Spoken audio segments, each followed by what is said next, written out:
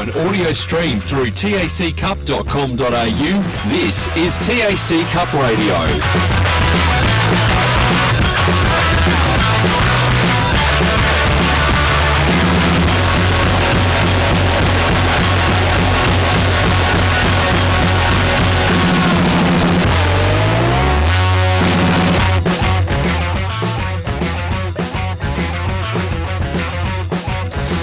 And a very warm welcome to Williamstown Football Ground for this afternoon's TAC Cup clash between the Western Jets and the Greater Western Victoria Rebels. Beautiful sunny conditions. It's a little bit breezy as expected here at Williamstown, but beyond that, it is shaping up to be a cracking day of football. Joining me today in the commentary box is Rick Morris. How are you, Rick? Going great, Matt. Yeah, it is pretty tough conditions for footy. Really strong breeze coming across us. Of course, we're right on the bay here at Williamstown, so we'll really test out some of these boys. But it's a nice sunny day, mild conditions, not too cold, so it should be a good game. And we're perched very nicely in the grandstand here at Williamstown, up on the top of the balcony, and in the back row seat we've got Phil Crooks. How are you, Crooksy? Going very well, Matt. And gee, if the view looking north into the teeth of the breeze, we can see the metropolis of Melbourne. A few cranes on the skyline. But gee, I tell you what, if you look over your shoulder, back out through the function room to the view of Port Phillip Bay, you could be on the French Riviera. It doesn't feel like the French Riviera, but it looks like the Riviera. Looking forward to it. I think it's the first time we've seen the Rebels live this year, so looking forward to seeing the boys from Greater Western Victoria strut their stuff. And the Jets have been in form all year, having their best season with a number of key players out of their midfield that I'm looking forward to casting an eye over. Should be a good game of footy, and it's going to be very easy to get distracted with that view today. So if either of us get out of line, just give us the tap over the shoulder. Down on boundary today, we've got Siobhan.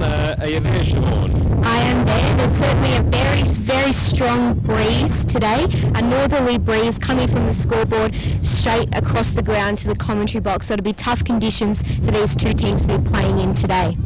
What's the state of the ground looking like, Siobhan? Is it fairly soft underfoot considering we've had some rain over the last week? It's very hard underfoot, but yes, there has been a bit of rain, so it's very hard underfoot, even though we have had some wet conditions of late.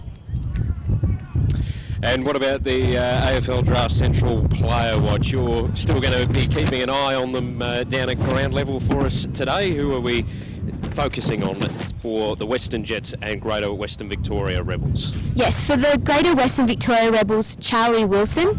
Last week he kicked 5 goals, 3 from 28 disposals and 12 marks in the Rebels' comprehensive win over the Rangers last week. He has kicked 32 goals in 13 games to be the dual leading goal kicker in the TAC Cup this year. He is a key target in their forward line and has an amazing ability to clunk marks, is strong in the air and has a rare ability to win many one-on-one contests. And for the Western Jets, their skipper and inside midfielder Xavier O'Halloran. Last week in the Jets' loss to Murray, he finished the game with 16 disposals, 7 clearances, 6 inside 50s and a goal. O'Halloran recently captained Vic Metro earlier this year, and his standout precision kicking and strong ability to make sound decisions, as well as winning the contested footy, makes him an important part of the Jets side today in fairly trying conditions down at ground level. Yeah, a couple of good player options down there. Siobhan, don't get blown away into Port Phillip Bay while you're down there at ground level. Good luck with that today. Some of the other players that we're going to be looking forward to see, as you mentioned, Crooks, it's the first time in 2018 that we've been able to get a glimpse at the Greater Western Victoria Rebels. And just going through the TAC Cup stats for round 13, your name that you and I both take a shine to. It's had 26 kicks last week, as long with Charlie Wilson, who had 19. And Charlie Wilson also picked up the 12 marks as well, and Lloyd 10 marks. So certainly in the game. There was one other, Patrick Glanford, the ruckman for the Rebels, 25 hitouts. So he'll be one to keep an eye on. And by hand, Ethan Harvey and Lockie Dawson both around the 18s. Charlie Wilson is equal top in the goal kicking. Both he and Hudson Garoni on 32 goals, so we'll be keeping an eye on those boys. And as Siobhan mentioned, the Jets got that dynamic midfield, so ably led by Xavier O'Halloran, so we'll see how he goes. We certainly will, as the Jets make their way out onto the ground here at Williamstown. We'll take our first break. First term action up next here on TAC Cup Radio and the TAC Cup live stream on taccup.com.au. Cowboys Cash and Carry have the largest range of clothing bargains in the northern suburbs for the whole family. Schoolwear and workwear has just arrived and is half the price you would expect to pay at major stores. A family-run business, Cowboys Cash and Carry has new stock daily and 15,000 square feet of bargains. Come and see what the northern suburbs are raving about. Mention this ad and get 10% off their already cheap prices. Cowboys Cash and Carry, 169 Settlement Road, Thomastown, open 7 days. Technica is an Australian company that's been importing Italian-made and European-designed cooking appliances and white goods for almost 20 years. Technica appliances are a fusion of cutting-edge technology and contemporary design, providing a high level of style and sophistication to any kitchen.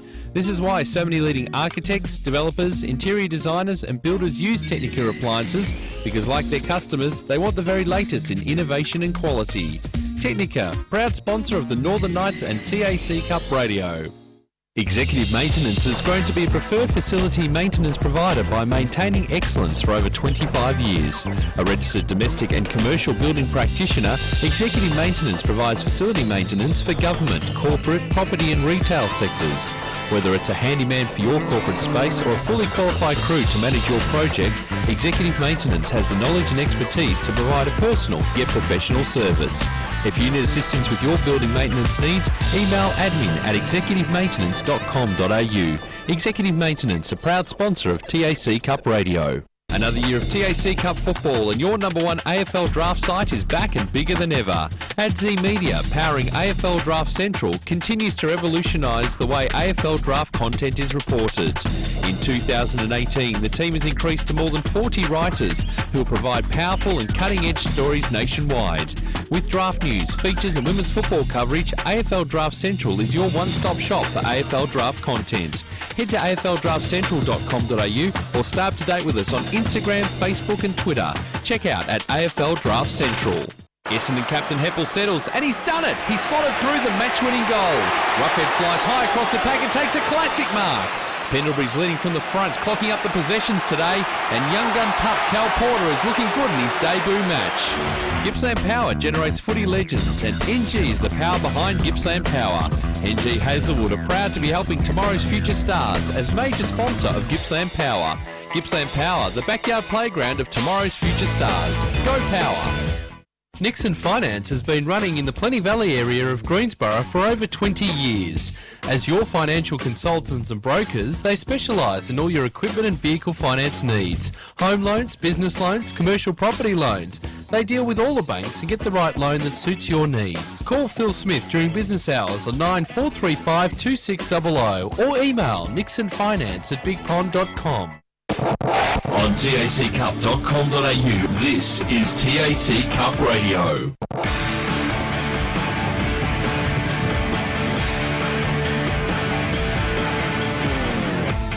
Back here at Williamstown for round 14 of the TAC Cup competition. We've got the Western Jets today up against the Greater Western Victoria Rebels. And as we mentioned, the wind is going to play a little bit of havoc coming straight across the ground, straight towards our broadcast position today. So it's going to make things tricky for both sides to navigate their way to goal, considering it's coming straight across the ground. It will be. Rick's very famous for his kicking, aiming at the right point, the right goal post, let the wind draw it back. I think it'll be the working the ball up the ground north. That'll be hard work. Where we are in the commentary box, in the grandstand, that pretty much a dead pocket down here. So the team going towards the city will have to, run it up in numbers along this side of the ground, and they might even try to halt the other side that's kicking with the breeze slightly. So it'll be a pretty important toss to win this one. because it's a pretty stiff breeze once you get on this bay side of the ground. All right, there was 3 games played yesterday in TAC Cup, and all very similar results score-wise. Sandringham 66 defeated the Eastern Rangers 56. Gippsland Power got up very late in the game and won 60-55 over Oakley Chargers. And the Dandenong Stingrays went to Preston City Oval and beat the Knights 67-50. Not much in it. The toss has been conducted in the middle of the ground, and winning it for the Western Jets was Xavier O'Halloran. That's right, and he is going to kick down to the southern or grandstand into the ground. Captain for the Greater Western Victoria Rebels is Scott Carlin. Hails from Terang, Scott, down in the Western Districts, and goes to school at St Pat's. And a player that I've just noticed on the list for today's game, I did see him walking around, and I was fingers crossed that he was out there. Jacob Lohman, who we caught up with last year, hails from the Lake Wendouree Footy Club and had some injuries throughout last season, so looking forward to seeing him on the park today for the Greater Western Victoria Rebels. Good young fella.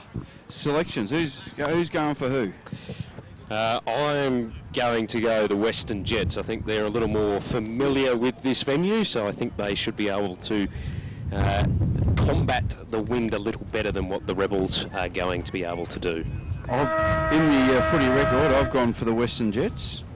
And the leader on 56 has gone for the GWV Rebels. Yes, well, my mate Pardo for the Rebels has told me the ground doesn't make any difference for these kids. They haven't played here for a long time, the Rebels, but he said they adjust every 2 years anyway, so it makes no difference. Makes no difference, okay. So I've gone for the Rebels. What about you, Siobhan? Who are you tipping today? I'll go for the Western Jets as well, just due to the wind factor.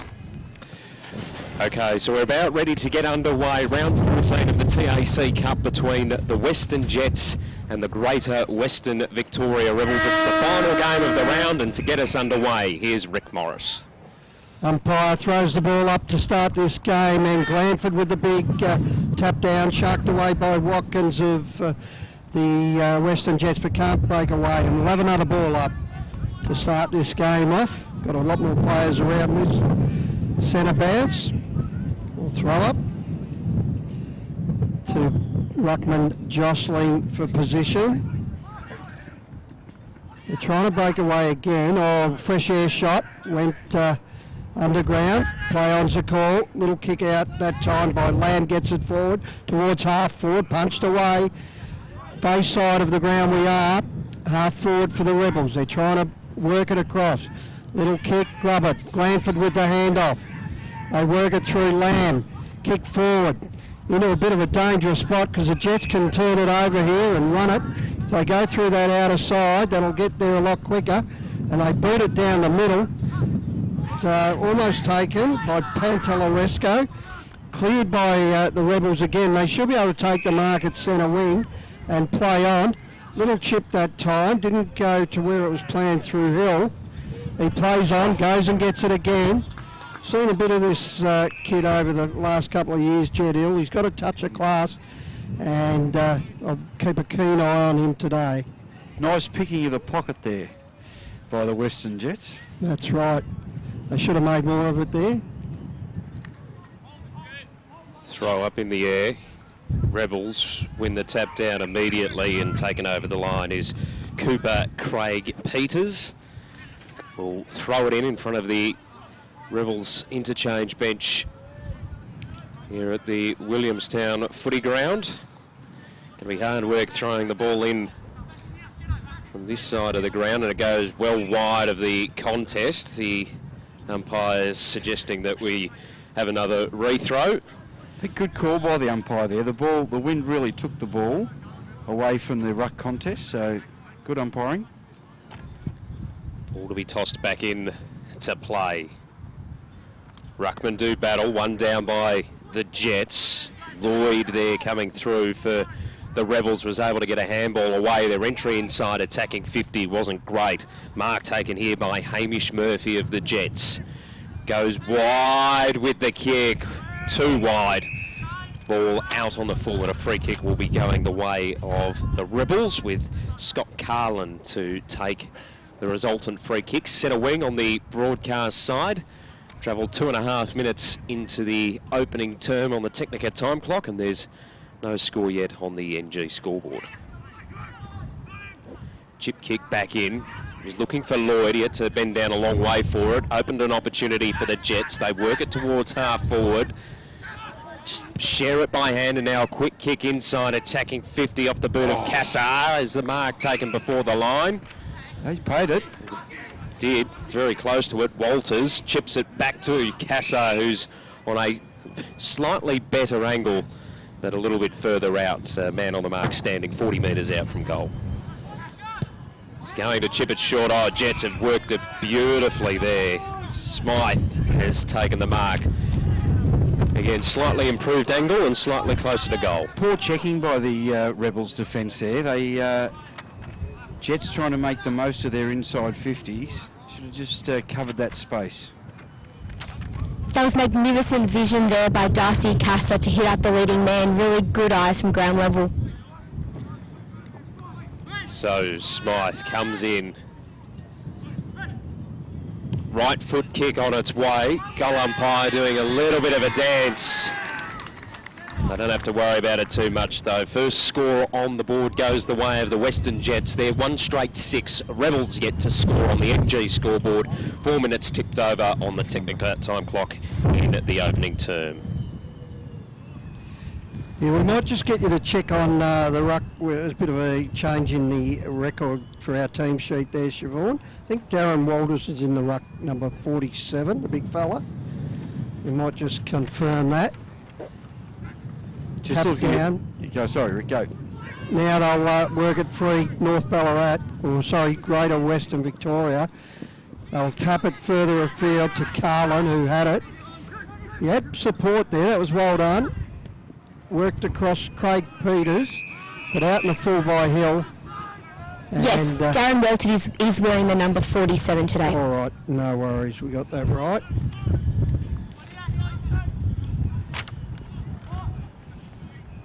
So that means 45 should be Aaron Clark. Oh, we've got two 45s in our sheet. Fair enough. All right, now they'll play on here the Jets and get it down towards the forward pocket. Juggling attempt missed by Andrews. They kick it towards the boundary. That's going to go out of bounds every day of the week here at the moment. And, yep, got to allow for that breeze, no doubt. So the umpire said, James Cleaver, go back and take your kick over the mark. And he still hasn't done it. We'll never work that rule out, will we, Crooksy? No. Carlin takes it, already busy for the Rebels. And he plays on and kicks to the wing, but there was no one in particular there. And that was taken and worked inside 50, and there's a mark over the top to Clark. Aaron Clark already taken a couple of nice grabs in the forward pocket. Now he's kicking into the other side of the breeze here. Breeze right across him, across the mark. So right across, so he'll have to go right to left, but it's going to take a big kick. He comes in, he's going to kick from 45. We'll get a judge on the distance here. And he kicks right, and it brought it back left, but a long way left. Got to cut into that face of the breeze with that kick. And through for behind. Maybe so, go the low hard option, Rick. Yeah, he had to go further right as well. They'll play on from full back, the Rebels. Carlin gets it again, goes wide. He's got support through Lloyd, who dribbles it towards half back. They can't get away. Good harassing by the Jets, but it'll find Lloyd again. He'll go further afield, centre wing, outer side of the ground, city side, or northern side. Out of bounds it goes, right on centre wing. Matty Lloyd is coming off 37 disposals last week and has made a really good start to the game so far. He'll be one we'll keep an eye on, that's for sure. And Walters slaps it to the front, gives it across, little kick out of trouble by Rocky, gets it further. We've got an intercept by Resco. He paddles it forward. Again, the North Ballarat with numbers on their back line. Good look away there, but Jets are onto it through Casa. Casa works it clear. He'll give it across to Hearn. Nice user of the footy, gets it long towards the forward pole. Oh, that man.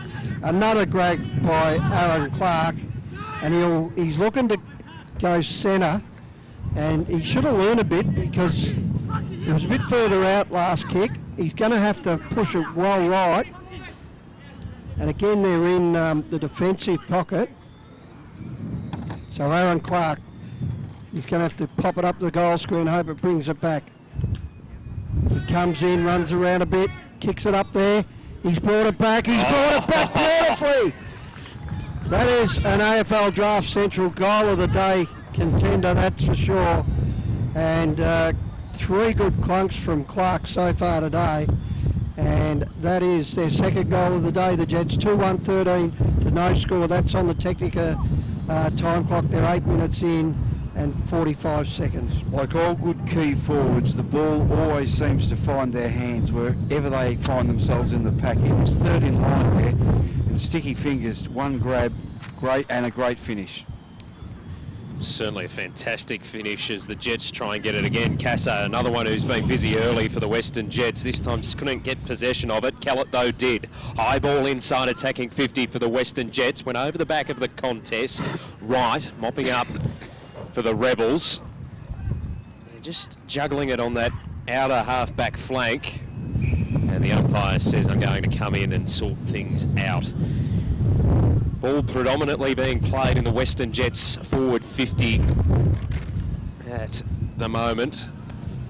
In fact, forward half of the ground so far, as it's a hot potato at the moment on the half forward flank for the Jets. Rebels, though, will work it clear. Hot series of handballs through the middle. Now they're going to get caught and able to get it away. It was Martin. They've turned the ball over, though, and Karmas brings it towards the broadcast side, just over the head of O'Halloran. Ball dribbles over the boundary line and out of play.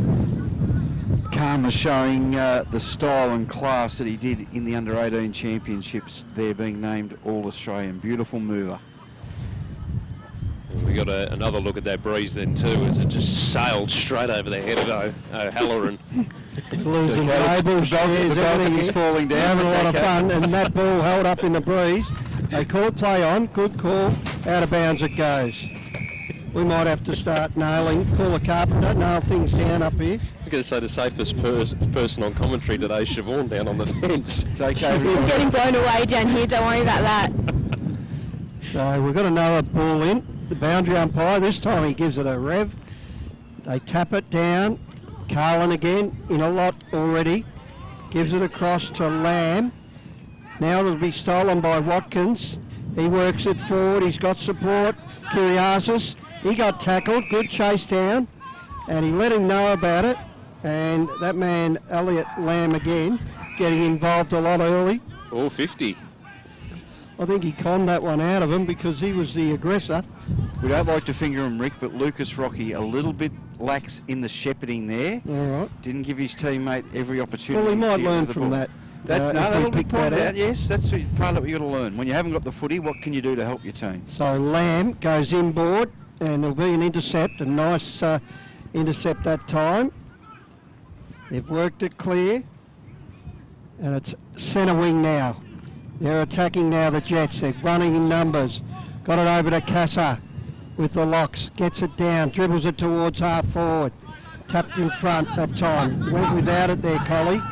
Well, that was Helya. Punch to the front. Casa gets it, loses it. Oh, kicked in the face there. It was an old-fashioned Falcon. And out of bounds it goes. It's Harvey on the end of that one. We're right on the axis of the 50-metre arc. And we've had a couple of ruck changes already. This time it'll be Matthew Clark.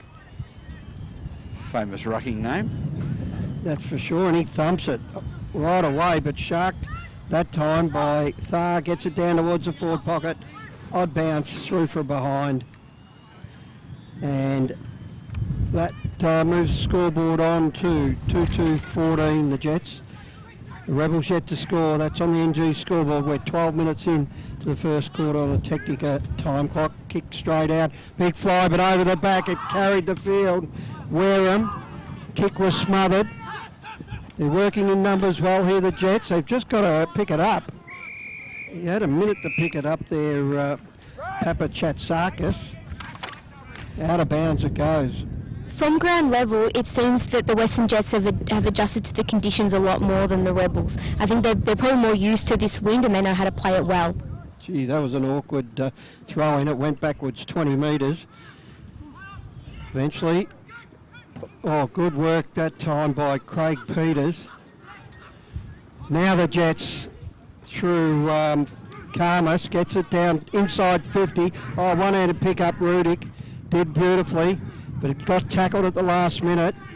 Good work by the half-back line of the Rebels. Held up play a few times in this quarter, and we'll have a ball up 55 out from the Jets' goal. Free kick. Free kick against the Western Jets. Bit of gobbing off there. Play on by Lloyd, goes wide. It's carried too far, out of bounds it goes. We might end up losing one in the bay today, the way that ball's moving. What do you mean, one? I know. When I parked on the other side of the ground, my car's got no chance of being hit where it's parked. We'll throw the ball back into play. 14 minutes into the first term on the Technica time clock, and that's the margin that the Jets also lead by on the NG scoreboard as it saw that stage straight up in the air. Just trying to tap it to the advantage there was Craig Peters. They worked it quick to Rudick. Attacking side of the broadcast wing for the Western Jets. Looks up into the wind and just does a spiralling kick. Worked out okay though to the skipper in O'Halloran, who takes the mark. Just inside attacking 50 on the broadcast side. Plays on. Long kick on the right boot. It's just, I don't think we're going to see that too many times today, to the right-hand side of the goalposts here at Williamstown. 2-3-15, the Western Jets. The Rebels yet to score on the NG scoreboard. We've ticked over 15 minutes in the opening term on the Technica time clock as it's a long kick back to play. Jets, though, with all the numbers. Series of handballs to Rocky, got cut off. And then stripped of the ball was Cleaver. But we'll end up with a free kick for a high tackle for the Rebels on the half-back flank broadcast side. The chip short is good, taking the mark, Craig Peters. Peters goes inboard beautifully to Carlin. They're using this flank well here, the Rebels. Just keeping it away from that attacking side of the ground. And a nice little spear pass to Lohman. So Lohman's at half-back. He'll work it along the boundary. And a big fly over the back. Wasn't taken. They've tried. Karmas gets it out. Can't get it away. Rudick paddles it forward. They're right hugging the boundary line, out of bounds it goes. Modern day congestion, Crooksy. Just every player on that wing. You could throw a blanket over a lot. One thing I have noted, Jacob Lohman's grown a bit since we spoke to him last year. So he's put on about 6 or 7 inches in height. And a bit of condition. Throw in. Jeez, struggling to get a hand on it. Glanford there for the Rebels. Spills free. Chases after it here. Does Glanford. Did well. The hot handball, though, wasn't too effective to Schneering. And it goes over the boundary line once again in front of the Jets interchange bench. We'll throw it in. 16 and a half minutes into the opening term on the Technica time clock. 2-3-15, the Western Jets leading the Rebels, who are yet to score. And the Jets are able to clear once more. Long kick inside, attacking 50. Came out the back. They got a hand to it. And it dribbles over the boundary line and out of play in the forward pocket. I think the Jets are just lacking a good little crummer down here. They're getting plenty of ball inside 50, and it's hitting the deck, which you would imagine it would, but a little crummer wouldn't go astray, like a Hazzick. They're a very tall side, the Jets. Throwing the ball in. Forward pocket. Jets attacking. Glanford got it over to Craig Peters. Little hand out the back. And they should be able to move it through Harvey. Gets it towards centre wing. And there's Lohman with the sliding mark. Did well there. Oh, risky kick in the conditions. And it was a good intercept there to Kiriazis. He's gone to the wrong side of the ground through Honey. He'll straighten it up now for sure. He does. And that's a wobbler all over the back. Oh, drop mark that time. And a snap-on goal around the corner, hits the post. That had AFL Draft Central goal of the year. They would have been beaten that one. Right in front of the camera too. Breeze held up nicely. So 16 plays, nothing at the moment. But they are kicking with an advantage here, the Jets. And this ball's carried out wide, but luckily got a fist on it. That was well done, Polkinghorne, to go the spoil and not allow that to go out of bounds. I'm in line for a few disposals today. The ball keeps coming this way with the breeze. Stay there, you'll get a lot of the action, Siobhan. Now Glanford doing well in the ruck. Clark gets it down, or Walters does. Over the back it goes. Playing a bit of volleyball in there. Connor Tharr moves it outwards to Andrews, up towards full forward. Over the back into the goal square if Casa can get onto it. Yep. There was a foot on it. And I think that was Pantelleresco. It was a bit of a photo finish who was going to kick the goal. But that's the way to do it. Kick it direct towards the goal square. That is their third, 3-4-22. No score to the Rebels, and that is on the NG scoreboard. And we are 19 minutes into this first quarter on the Technica time clock. The carry of that football over the pack, obviously we're at the southern end is the advantaged end, and both Pantelleresco and Casa got goal side of the drop. Rebels look to clear it out of the ruck contest. They put it well wide and it will dribble over the boundary line, centre wing broadcast side. Once again, we'll be saying that a few times throughout the call today. I wouldn't mind the boundary umpire just coming in about 5 metres. It wouldn't hurt him. Yeah. As it's thrown in, again gets caught up in the breeze. Everyone waits for it to hit the deck, and the Jets are first to get a clearing kick towards half forward. They were searching there for Smythe. Rebels under a heap of pressure, get it across to Lohman, who goes inboard with the handball, tried to follow it up, has a bit of support in the middle, and they try and get away with it. Eventually Matty Lloyd does it, flicked off the side of his boot and a nice curl to it, and straight down the throat of Papachatis. O'Halloran is unable to take the mark, and over the boundary line and out of play. By Lloyd. It was like a corkscrew, wasn't it? Just sort of veered right as far as you could. Interesting testing conditions for these boys. Glanford up in the ruck, gets it down, he's doing well. They'll work it clear. Over the top it goes. Now we've got a runner. This time Kiriazis gets it wide. They're on the right side of the ground this time. And Will Smythe will have another shot on goal. That was a good penetrating kick into the breeze too, measured it perfectly. So Will Smythe will kick from 45. Shouldn't have any trouble with this. It'll just be how he allows for this breeze. Apart from the gusting, it should be straight behind his shoulders, so it should be a fairly straight kick. But still go a little right, Crooksy. And he comes in. And he goes right. He went far too right. And that is through from behind, and Will Smythe's kicked 1 goal 1 so far, so 23 plays 0 at the minute.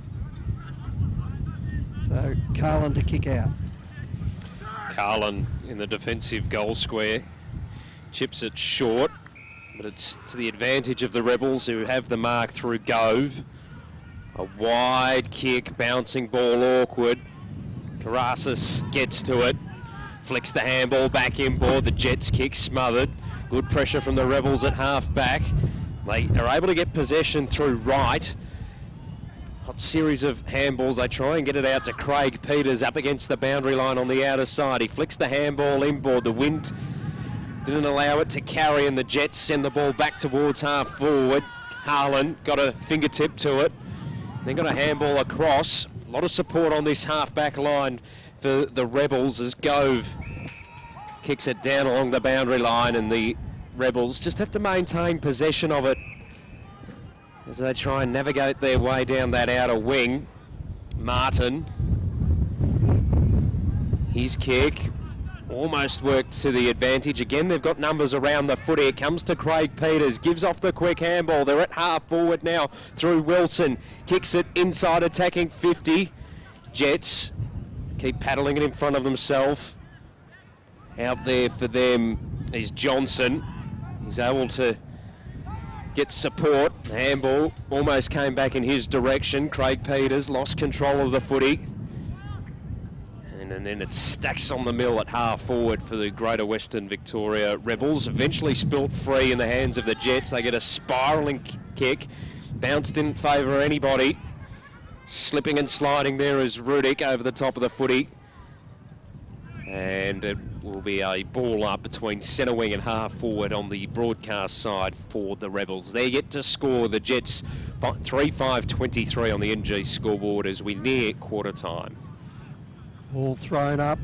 Walters gets it down. Now they'll shark it and move it forward down towards centre half forward. Pantelleresco works his player under it, but reading it nicely and coming through beautifully was Jaden Wright. Centimetre perfect almost for the boundary, but I think the umpires are going to be a bit lenient with that rule today, given the draw that it's getting across the ground. Oh, nice penetrating throw in. Beats all comers. Over the back it goes. Rudick trying to get it clear, but it was sharked at that time by Lohman. Gets it further afield. Oh, he backs up his work and tackle. Karmas gets it. Goes inside. Oh, they lost it. They've got enough around the ball to cause a problem here. Up in front of Clark. Thumped away towards the boundary line. Out of bounds it goes. Half a minute till quarter time, 3-5-23 to nothing. I'm not sure that's par yet for the Western Jets. Tend to agree with you, Crooksy. The throw back into play again. Jets with numbers around. They use it smart. They got into the hands of Thar, who has put it through for the Western Jets. Connor Thar gets his first right on the quarter time siren here at Williamstown.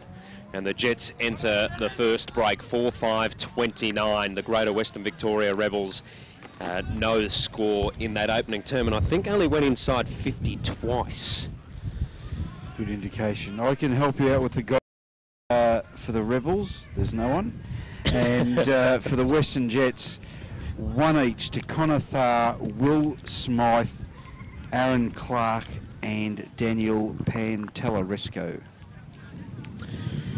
That's the opening term here on TAC Cup Radio and their TAC Cup live stream through taccup.com.au. We'll take a break and the second term up next here on the live stream, audio and video.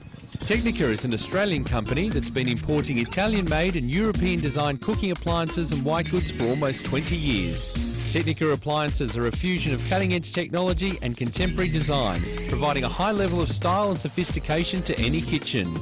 This is why so many leading architects, developers, interior designers and builders use Technica appliances, because like their customers, they want the very latest in innovation and quality.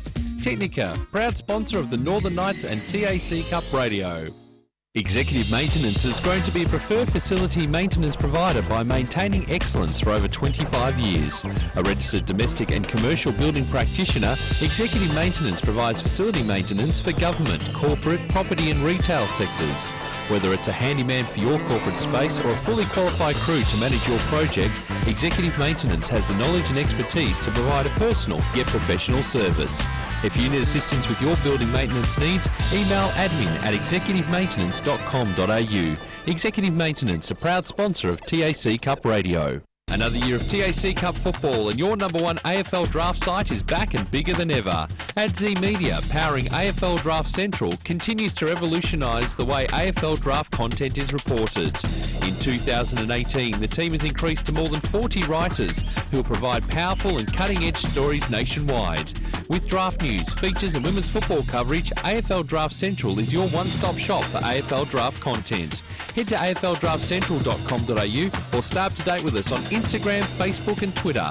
Check out at AFL Draft Central.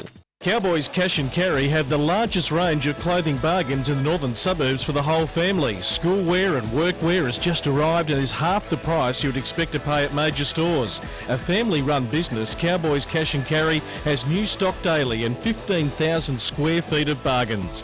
Come and see what the northern suburbs are raving about. Mention this ad and get 10% off their already cheap prices. Cowboys Cash and Carry, 169 Settlement Road, Thomastown, open 7 days. Essendon captain Heppel settles, and he's done it. He's slotted through the match-winning goal. Roughhead flies high across the pack and takes a classic mark.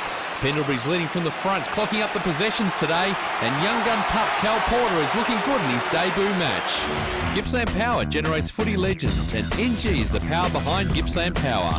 NG Hazelwood are proud to be helping tomorrow's future stars as major sponsor of Gippsland Power. Gippsland Power, the backyard playground of tomorrow's future stars. Go Power! Nixon Finance has been running in the Plenty Valley area of Greensborough for over 20 years. As your financial consultants and brokers, they specialise in all your equipment and vehicle finance needs. Home loans, business loans, commercial property loans. They deal with all the banks and get the right loan that suits your needs. Call Phil Smith during business hours on 9435 2600 or email nixonfinance@bigpond.com. On taccup.com.au, this is TAC Cup Radio.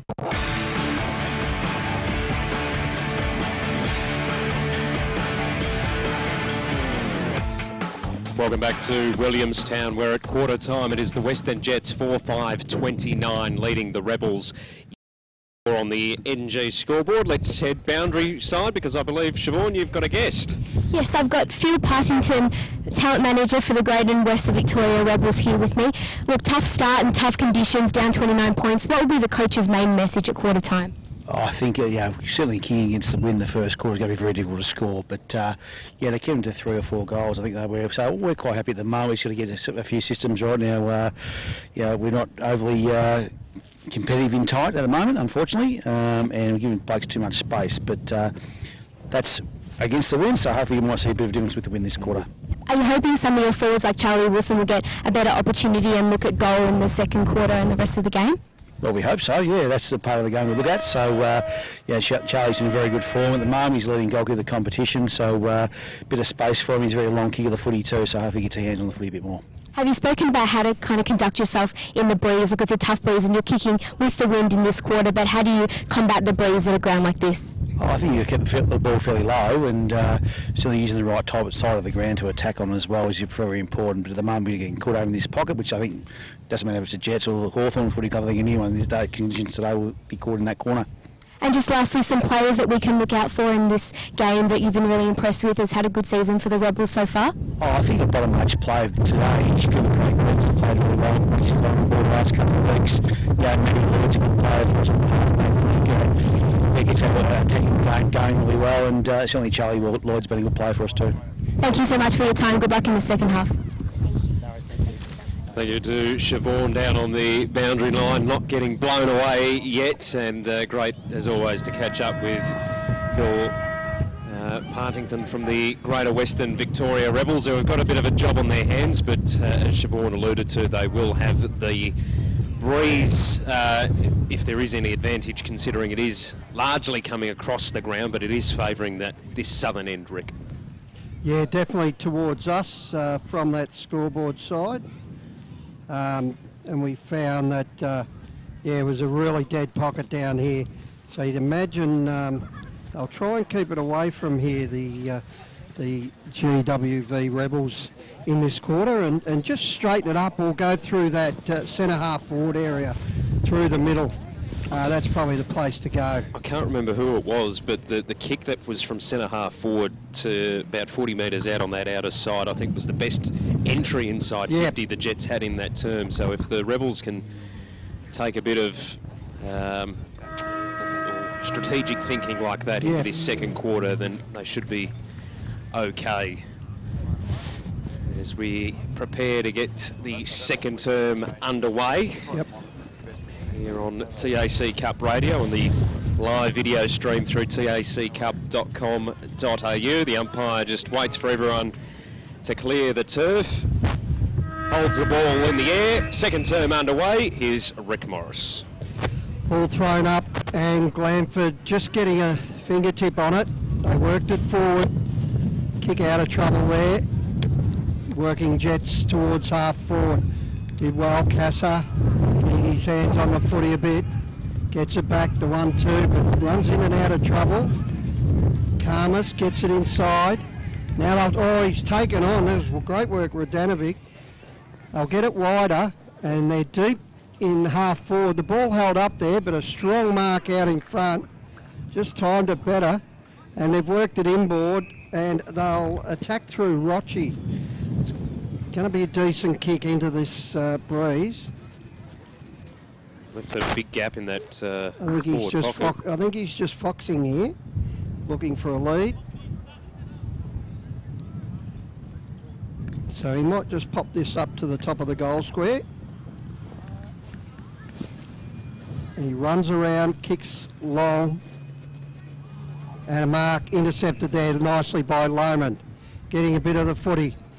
Works it out of side, but this will be an intercept inside 50. And good reading of the play there. Jets will have a shot on goal, this time through Andrews. Daly Andrews going to kick from about 48 metres, but he's on the right side of the ground. Might be able to carry this. Andrews working his way inside 50, kicks left. Oh, it held up a mile in the air. They bring it to ground, still only 25 metres out. Working overtime here, the Rebels, but eventually they fumble at a crucial stage. Couple of fumbles, just held them up. They'll get it wide, but they haven't got a lot to kick it to. Good harassing. Well done, Lohman, paddling it forward, and he's got to beat 3, so he's happy to work it over the ground, out of bounds. Might have been Cleaver that time. The first thing the Rebels haven't done, which the Jets did do, was just attack, move the ball forward at all costs. Get the ball up into your forward line and then make the most of your opportunities. It was really aggressive from the Western Jets, trying to stamp their authority early in this second term. The handball away was misdirected. Watkins, though, had time to gather it. They flick the handball back to Hearn up against the boundary line, puts it into a bit of space. Watkins chasing after it once more, kicks it inside, attacking 50 for the Western Jets. Rebels, though, with the numbers around the footy, they're close to the boundary line. Craig Peters had a couple of handballs around. They try and get it to Lloyd, who somehow managed to keep it in play, gains an extra 5 metres, where it trickles over the boundary line and out of play. We'll throw it in centre wing on the broadcast side. Rebels yet to score. The Jets lead 4-5-29 on the NG scoreboard. 3 minutes in to the second term on the Technica time clock as it's hurled back into play. O'Halloran works it by hand to Rochi, who goes towards the half-forward flank. Ball off hands.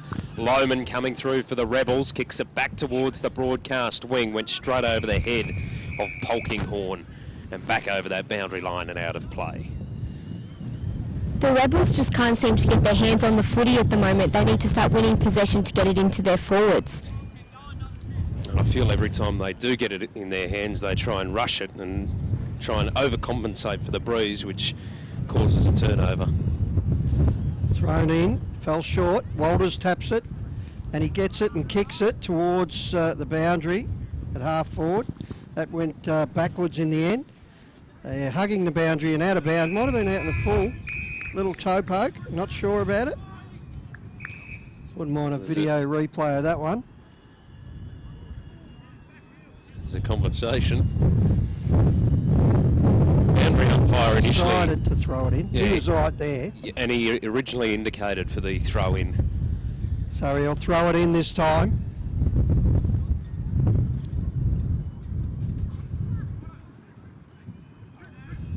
Tap down. Now there'll be a free kick. Doing well, Craig Peters, getting amongst it, gets it again, loses it. Back in a scrum we've got, and the umpire will come in and ball it up. We're just on centre wing, looking to score here, the Rebels, with this breeze. I don't want to labour the point, but we're almost 5 minutes in and we haven't had an inside 50. So they've got to make a move sooner or later, or just hack it in there somehow. Casa, they work it clear. 2 against 1 there. They should be able to through O'Halloran, but out of bounds it goes. Jets just seem to be working harder. So right, virtually on centre wing, in front of the Rebels interchange bench. Glanford up against Walters. 2 strong lads, they paddle it forward, taken nicely that time. Worked it forward by Andrews. They get it to ground. Lamb with the hand out to Glanford. Little chip kick, that was well done. Threw it on the boot there, Martin. Just trying to work it through Jed Hill. He'll go inside. Oh, beautiful pass.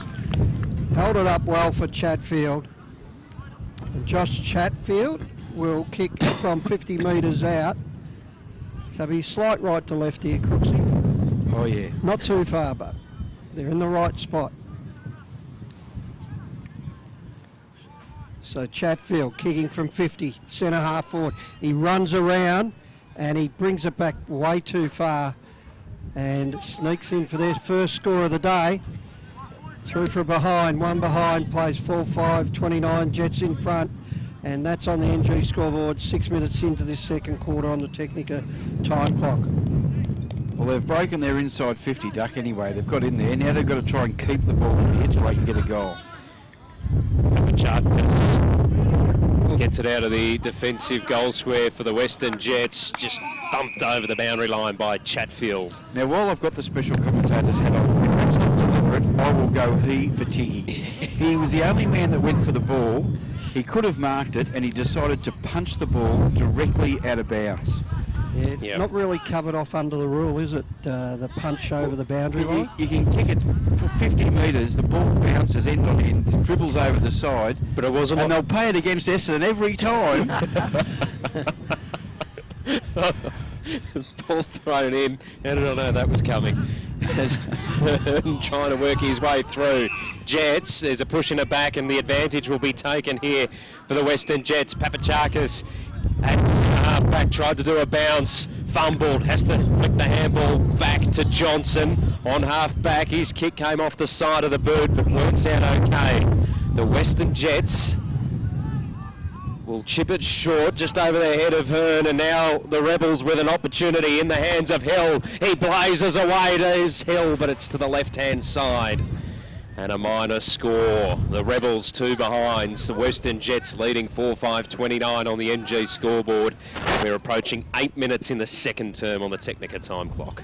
Just a quick injury update. Daley Andrews for the Western Jets has just come off the ground. Looks like he's been winded in a contest just before right in front of me.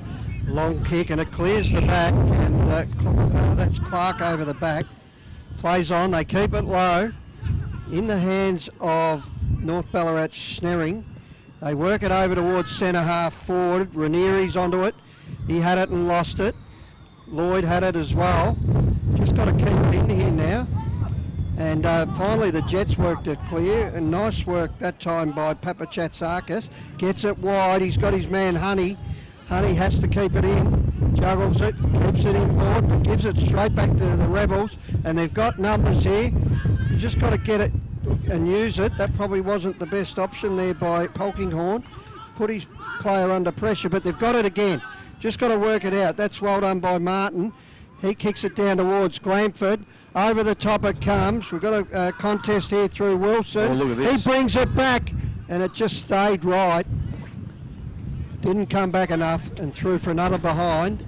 Doing more attacking now, Crooksy. Yeah, no. In the second 5 minutes of this stanza, they're starting to pepper goals. And we've got another injury concern for the Western Jets coming as a result of that contest, and it looks like it's Spencer Johnson that's gone to ground. A lower leg. It doesn't look good. There's plenty of trainers and medical staff surrounding him now. A bit of pain by the look of it there, Spencer. Didn't see the collision. He's trying to get to his feet.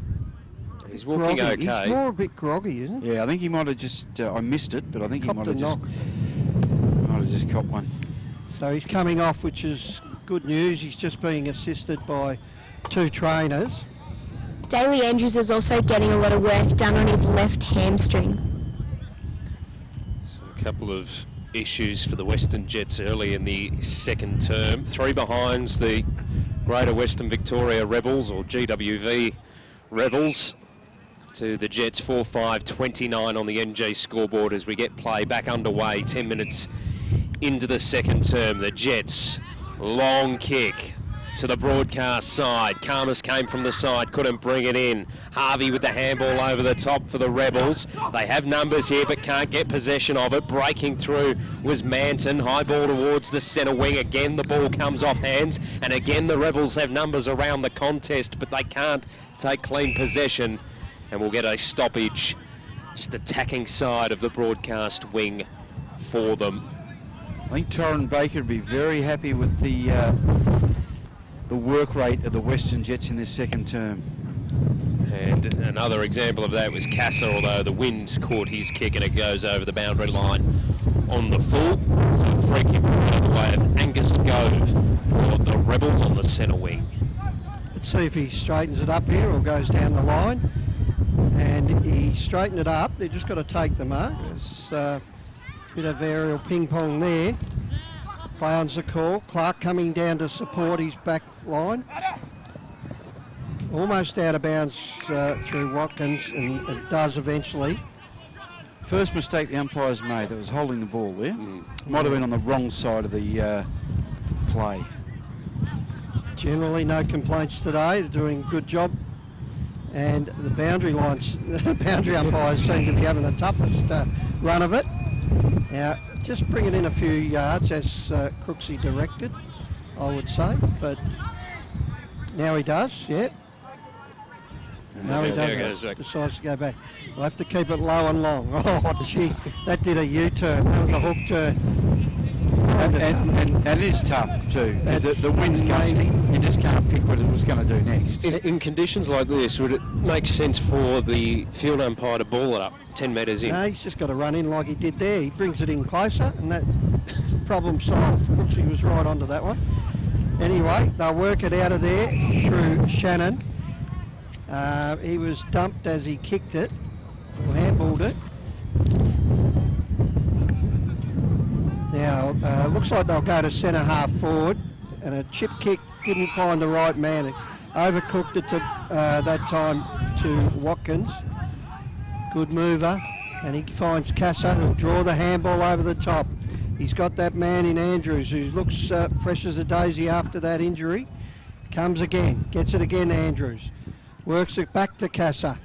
This time the Rebels are in the van to clear it, but good harassing by the Jets forward line to hold it in there. They'll get it out as well. Inside 50 they come. They've got a couple of handballs. They've got a shot on goal here, just to the right. The goals were open and through for a behind for the first score down that end.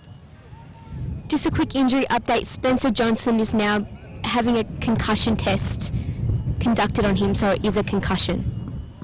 Siobhan controlling the boundary line for us today as the Rebels work it off half back. And they've done it okay. They put it in space for Hill, but it bounced past him. Opens an opportunity for Radanovic coming through. Quick handball across to Rocci on the centre wing. Goes inside attacking 50 with the kick. Or a little bit of a shove in the back from Lohman, not picked up by the umpire, who says, give it to me, I will ball it up. About 40 metres out from goal on the outer side for the Jets. 14 minutes in to the second term on the 10-minute time clock. Quickly brought back into play. Hurried snap there from Smythe is to the near side. And another minor score for the Western Jets. Moves them to 4-7-31, leading the Rebels 3 behinds on the NG scoreboard. They'll play on and kick long to the outer side. No clear possession, but eventually they get it out. Just a bit of a shove out there, it went unnoticed. But eventually O'Halloran gets it for the Jets and works it clear. Thar with the kick down towards full forward, punched away. It's anyone's ball at the moment. Jets working overtime to keep it in. And they did well there, and they've been holding the ball decision pay. And good tackle that time by our man Will Smith. Great reward Smythe. for their effort. Say it's Smythe with a Y. Yeah, absolutely.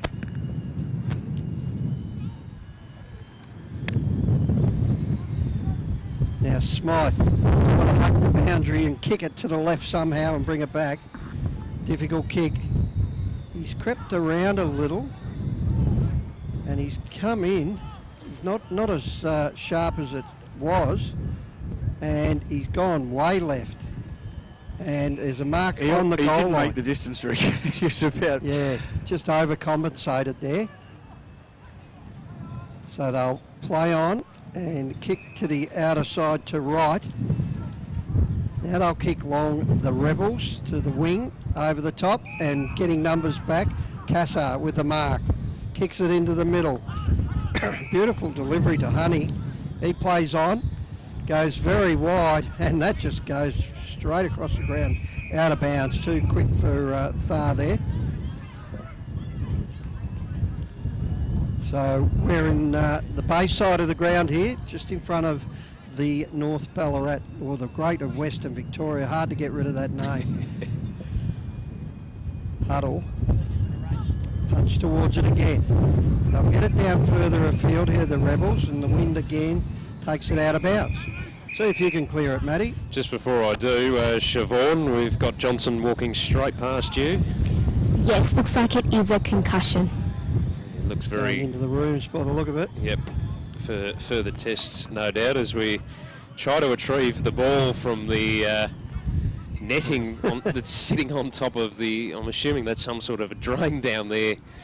And eventually the staff are able to get it to the boundary umpire, who will throw it into play between our forward and the wing on the broadcast side for the Rebels, who trail by 28 points. The quick handball inboard from Chatfield has opened an opportunity. Lloyd tried to shut the tackle off, got a handball away in time. Schnaring under pressure, has pushed his opponent in the back.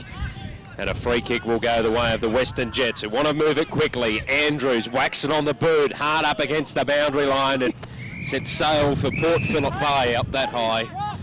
And the Rebels will get a free kick and another opportunity to go back inside attacking 50. A few crucial fumbles at times today have just cost possession. Yeah, they've. I know they're obviously difficult conditions to play in, but almost 18 minutes into this second term, any time they have come inside 50, it's been they just haven't had clean possession. That's the Rebels, of course, kicking with the breeze. Almost panicky in their approach. We haven't got extra time here either for these balls that are going wayward. I think that one nearly ended up on the Spirit of Tasmania. I think it nearly did. Little chip passes, beautifully delivered that time to player there in Wilson. Charlie Wilson goes inboard, but we've got an intercept there, and they're just saying slow things up, Pantelaresco. Got control of this situation, and he kicks over the top. He's turned it over to Wilson. Wilson goes inboard again. We'll have a turnover. Oh, wasn't quite taken, and they're trying to hold him up here, the Rebels. Karmas gets it out, but it just flops out. Again, we've got a bit of scragging and tackling. Again, Karmas with the boot, out of trouble. Down towards centre wing, and out of bounds it goes. Jeez, he's good, isn't he, Karmas? Oh, Just a bullock in the pack there. Very athletic type, isn't he? You can see why he was named as an All-Australian. Yep. So he's 189 centimetres and 81. Good athlete. Over the back they go.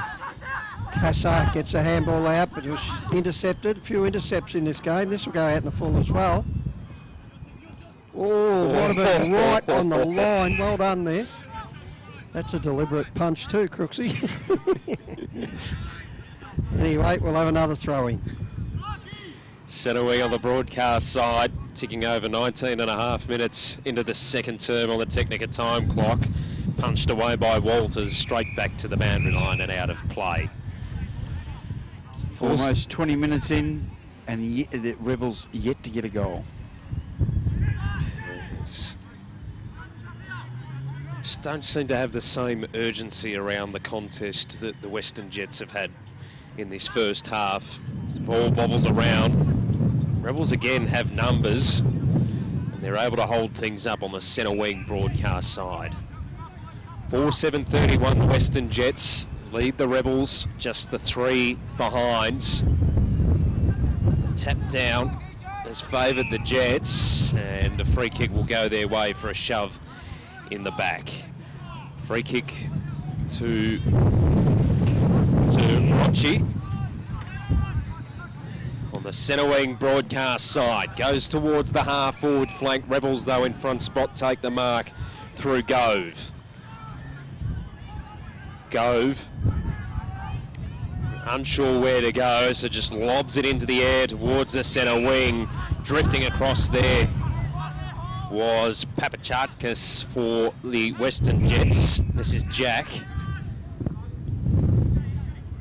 Lobs it back towards that half forward flank. Rebels come across with the fist, bring the ball to ground. Coming through there was Razanovsky, who goes towards, geez, there's a couple of good names on the Jets list today. They get it towards half forward, and it dribbles over the boundary line and out of play. We'll throw it in half forward flank on the Port Phillip Bay side of the Williamstown footy ground. The toss back into play. Glanford got a fingertip to it. Comes out the back for the Rebels, who get a hurried kick on the boot through Wareham. Bouncing ball. They have to communicate here, the Rebels. That's the fumbling Rick was referring to. That's got to take it clean to open up your player. That was Chatfield there that couldn't take possession of it. And it dribbled back over the boundary line and out of play. Ball to be thrown in. We're 55 out from the North Ballarat or Greater Western Rebels goal. They'll work it inside 50. Not a clear possession. Over the top, Lloyd. They tap it forward. Here's a chance. Ranieri gives it to Hill, who hooks it around the corner for an AFL Draft Central goal of the day. That was a ripper by Jed Hill. Through for a goal, and a much needed one. The Rebels finally on the ball. 1-3-9, trail 4-7-31. They've pegged back the margin now, and that is on the NG scoreboard. 23 minutes into this second quarter on the Technica time clock. How's it look at ground level there, Siobhan? That was a great goal by Jed Hill. He read the breeze absolutely beautifully, but the northeasterly breeze is picking up. It's getting more and more swirlier, so the conditions are getting harder for the players. So we'll get a ball up back in the middle, entering the 23rd minute of this second term, as Craig Peters will receive a free kick in the middle for the Greater Western Victoria Rebels. Can they get another one before half-time? Not with a kick like that. Karasas takes the mark, defensive side of the outer wing. Moves it forward, 2-on-1 in favour of the Jets. They'll kick it inside, attacking 50, and they'll get a mark as well. Taking a mark down there is Aaron Clark. Looking straight into the wind. He chips it short. Oh, poor checking again from the Rebels. Good call, Matt. You've got to be onto that, into the breeze especially. And it's the skipper with the ball in his hand, Xavier O'Halloran. What would disappoint Mark Greig is that ball hung in the air as well. Yeah. So you've got a bloke all alone inside 50, hangs in the air, and still no one can get close enough to make a contest. So the Western Jets... He's definitely within range, isn't he? And to go into half-time with a very handy buffer. The skipper comes in, and at the last minute it drifted right. And a minus score. 4-8-32 plays 1-3-9 on the NG scoreboard in favour of the Western Jets. 24 minutes in to the second term on the Technica time clock. Outer side of the ground. Good checking here by the Jets. Just held up the Rebels there, and over the back, beautiful take by Manton. Oscar Manton gets it off. They work it towards half forward again. Over the back, and we've got a free kick. Rebels. It'll be paid the Rebels' way. Carlin. He goes the outer wing. Polkinghorn has it, and he'll work it to half forward. Oh, big chance here. They go for it hard and tap it over the boundary line and out of bounds. On the full. No, it was done with the hand, I think. Oh no, it was out in the full. That is half time. I thought it was with the hand too, but the boot must have got in the way for... Yeah, definitely. So the score reads the Jets 4-8-32 with the handy lead. The Rebels 1-3-9, and that is half time here at Burbank Oval. We got any goal kickers there, Matt?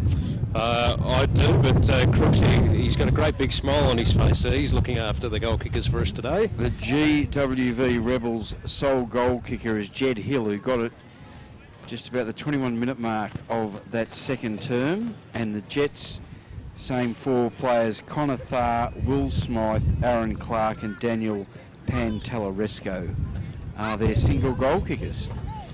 So that's half time. A quick update from ground level. Siobhan with the player watch for today. Anything standing out from an impact perspective for the two players you're keeping an eye on?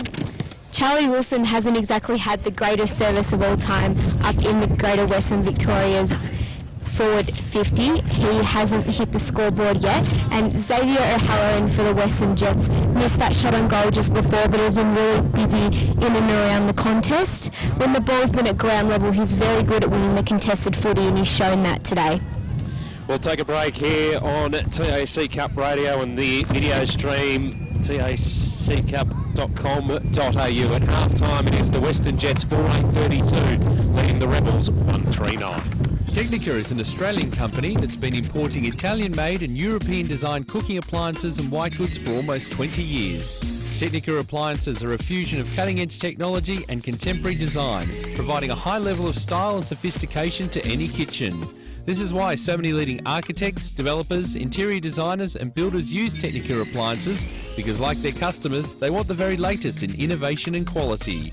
Technica, proud sponsor of the Northern Knights and TAC Cup Radio.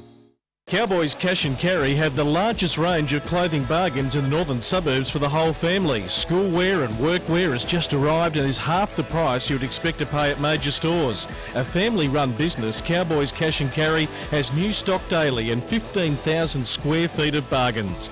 Come and see what the northern suburbs are raving about. Mention this ad and get 10% off their already cheap prices. Cowboys Cash and Carry, 169 Settlement Road, Thomastown, open 7 days. Executive Maintenance has grown to be a preferred facility maintenance provider by maintaining excellence for over 25 years. A registered domestic and commercial building practitioner, Executive Maintenance provides facility maintenance for government, corporate, property and retail sectors. Whether it's a handyman for your corporate space or a fully qualified crew to manage your project, Executive Maintenance has the knowledge and expertise to provide a personal yet professional service. If you need assistance with your building maintenance needs, email admin@executivemaintenance.com.au. Executive Maintenance, a proud sponsor of TAC Cup Radio. Another year of TAC Cup football and your number one AFL draft site is back and bigger than ever. AdZ Media, powering AFL Draft Central, continues to revolutionise the way AFL draft content is reported. In 2018, the team has increased to more than 40 writers who will provide powerful and cutting-edge stories nationwide. With draft news, features and women's football coverage, AFL Draft Central is your one-stop shop for AFL draft content. Head to afldraftcentral.com.au or stay up to date with us on Instagram, Facebook and Twitter. Check out at AFL Draft Central. Essendon captain Heppel settles, and he's done it! He's slotted through the match-winning goal. Roughhead flies high across the pack and takes a classic mark. Pendlebury's leading from the front, clocking up the possessions today, and young gun pup Cal Porter is looking good in his debut match. Gippsland Power generates footy legends, and NG is the power behind Gippsland Power. NG Hazelwood are proud to be helping tomorrow's future stars as major sponsor of Gippsland Power. Gippsland Power, the backyard playground of tomorrow's future stars. Go Power! Nixon Finance has been running in the Plenty Valley area of Greensborough for over 20 years. As your financial consultants and brokers, they specialise in all your equipment and vehicle finance needs. Home loans, business loans, commercial property loans. They deal with all the banks and get the right loan that suits your needs. Call Phil Smith during business hours on 9435 2600 or email nixonfinance@bigpond.com. On taccup.com.au, this is TAC Cup Radio.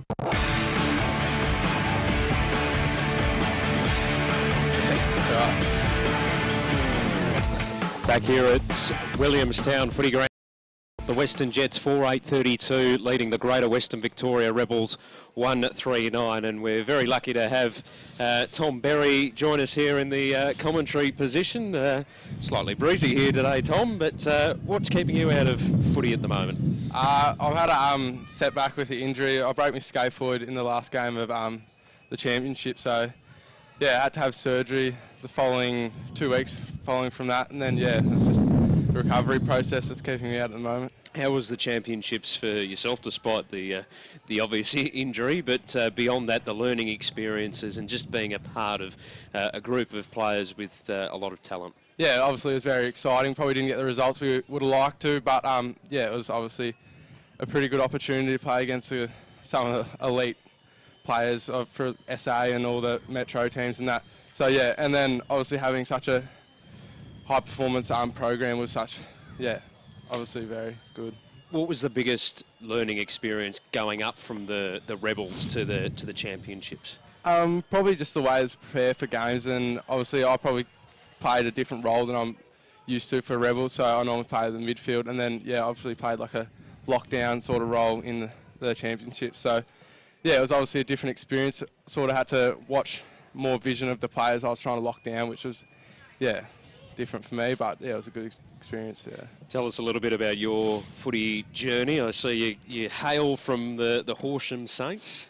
Yeah, obviously I come from nil back when I was a young fella, and then moved to Horsham, and then yeah, played a bit of footy with Jared and my older brother Joel. So yeah, and then just played our juniors through the Horsham Saints, and then moved down to Ballarat to boarding school, and yeah, just been in the Rebels program from then.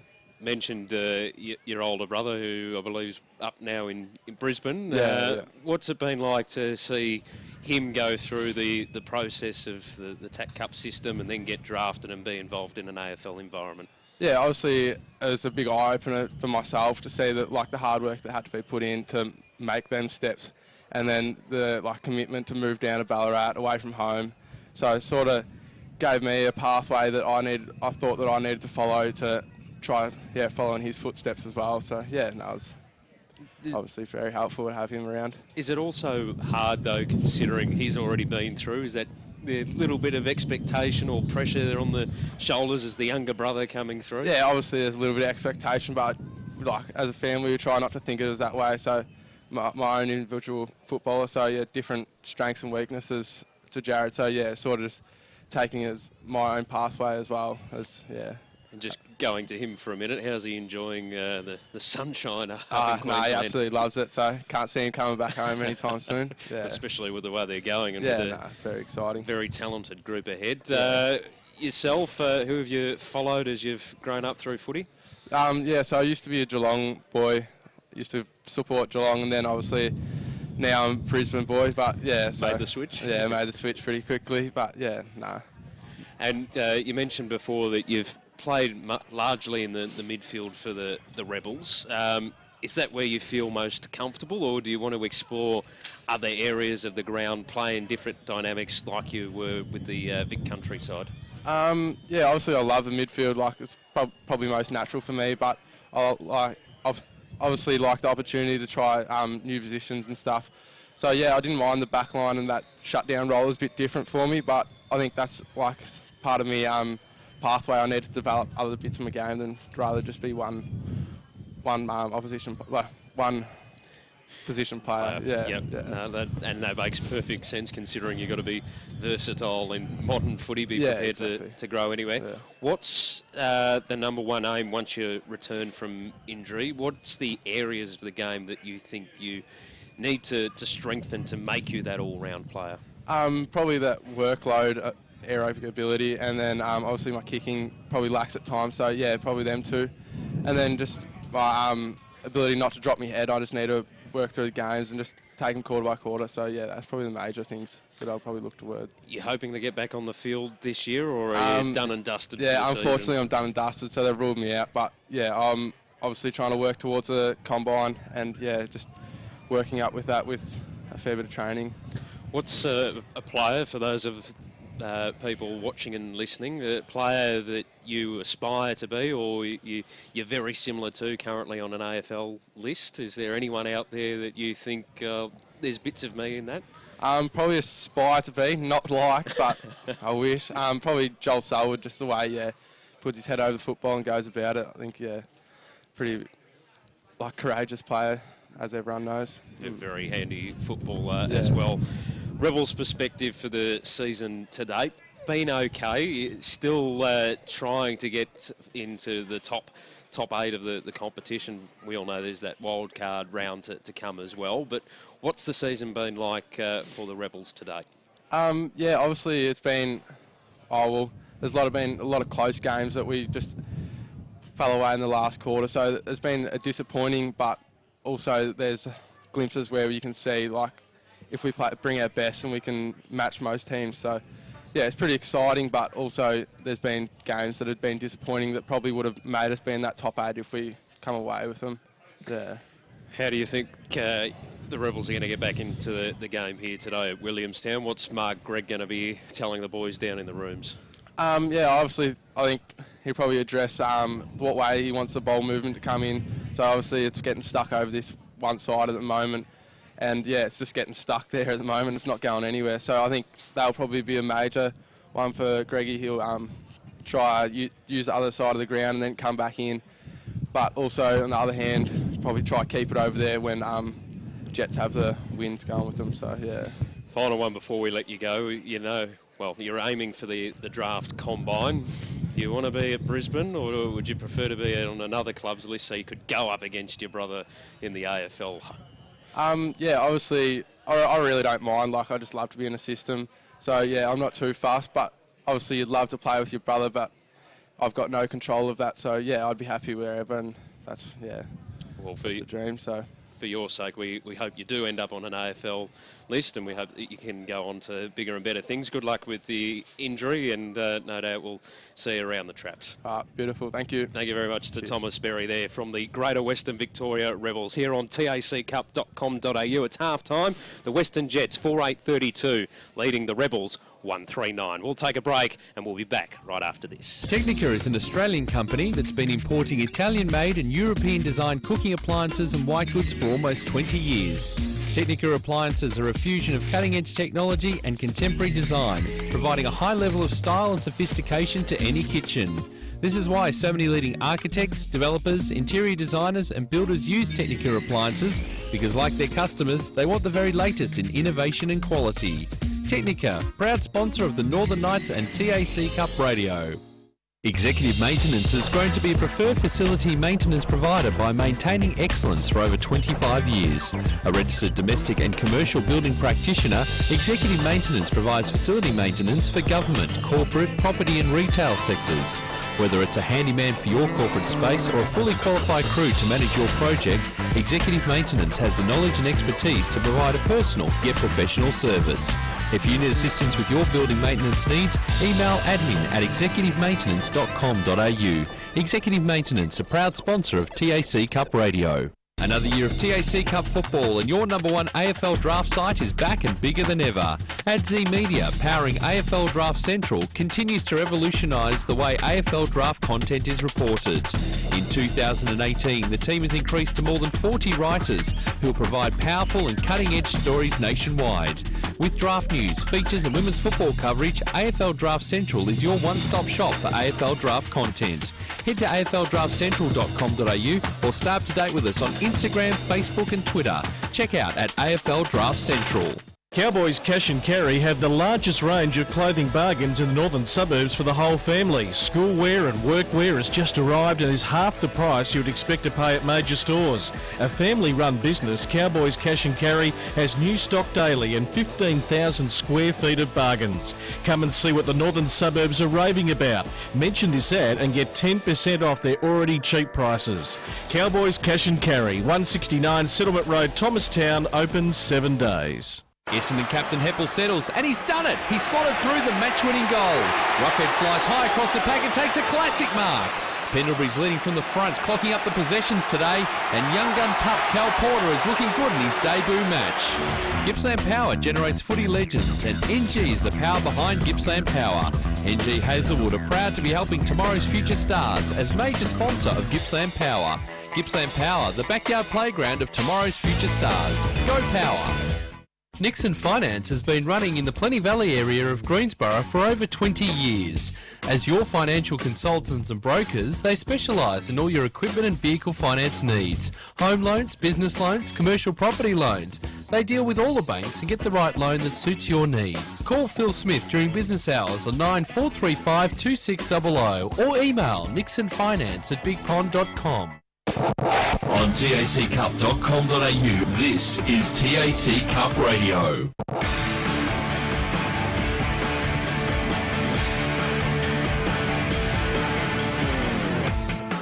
Back here at Williamstown, where at half-time it is the Western Jets 4-8-32 leading the Greater Western Victoria Rebels 1-3-9. Tricky conditions here at Williamstown today. Crooksy, what's some of the highlights from the opening half? Well, I think we're always hesitant to make too many judgments at quarter time. The whole time we've been doing TAC Cup, it's always, you never criticise the first innings of a team till you see how the other team has a bat as well. So we wanted to see what the Rebels could do with the breeze, because the Jets, I thought, bar that last goal they got just before quarter time, they might have been just under par for the score, for the advantage that the breeze does give you. But in the second quarter, the Jets hadn't been inside 50 in the first 6 or 7 minutes. And I thought, to borrow an old Tommy Hafey saying, there was a little bit too much finessing, and they just needed to get the ball down there and pepper the goals and work out, because it's not, the wind's blustery and it's moving about. There's no one set way of doing it. You've got to get down there and check it all out and let the forwards use their craft of trying to find, okay, what's the best way to attack the goal face.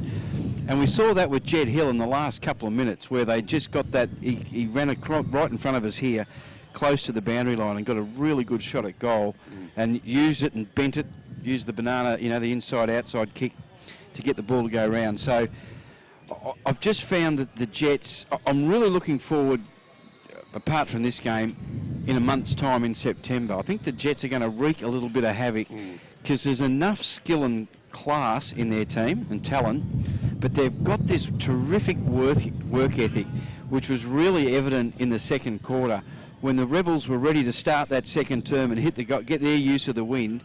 The first 5 minutes were played in the Jets forward line. Now I think they might have got one behind in that point. I think they kicked three behinds for the quarter, but they used a lot of time on the clock and created a bit of perception of desperation that they had to go.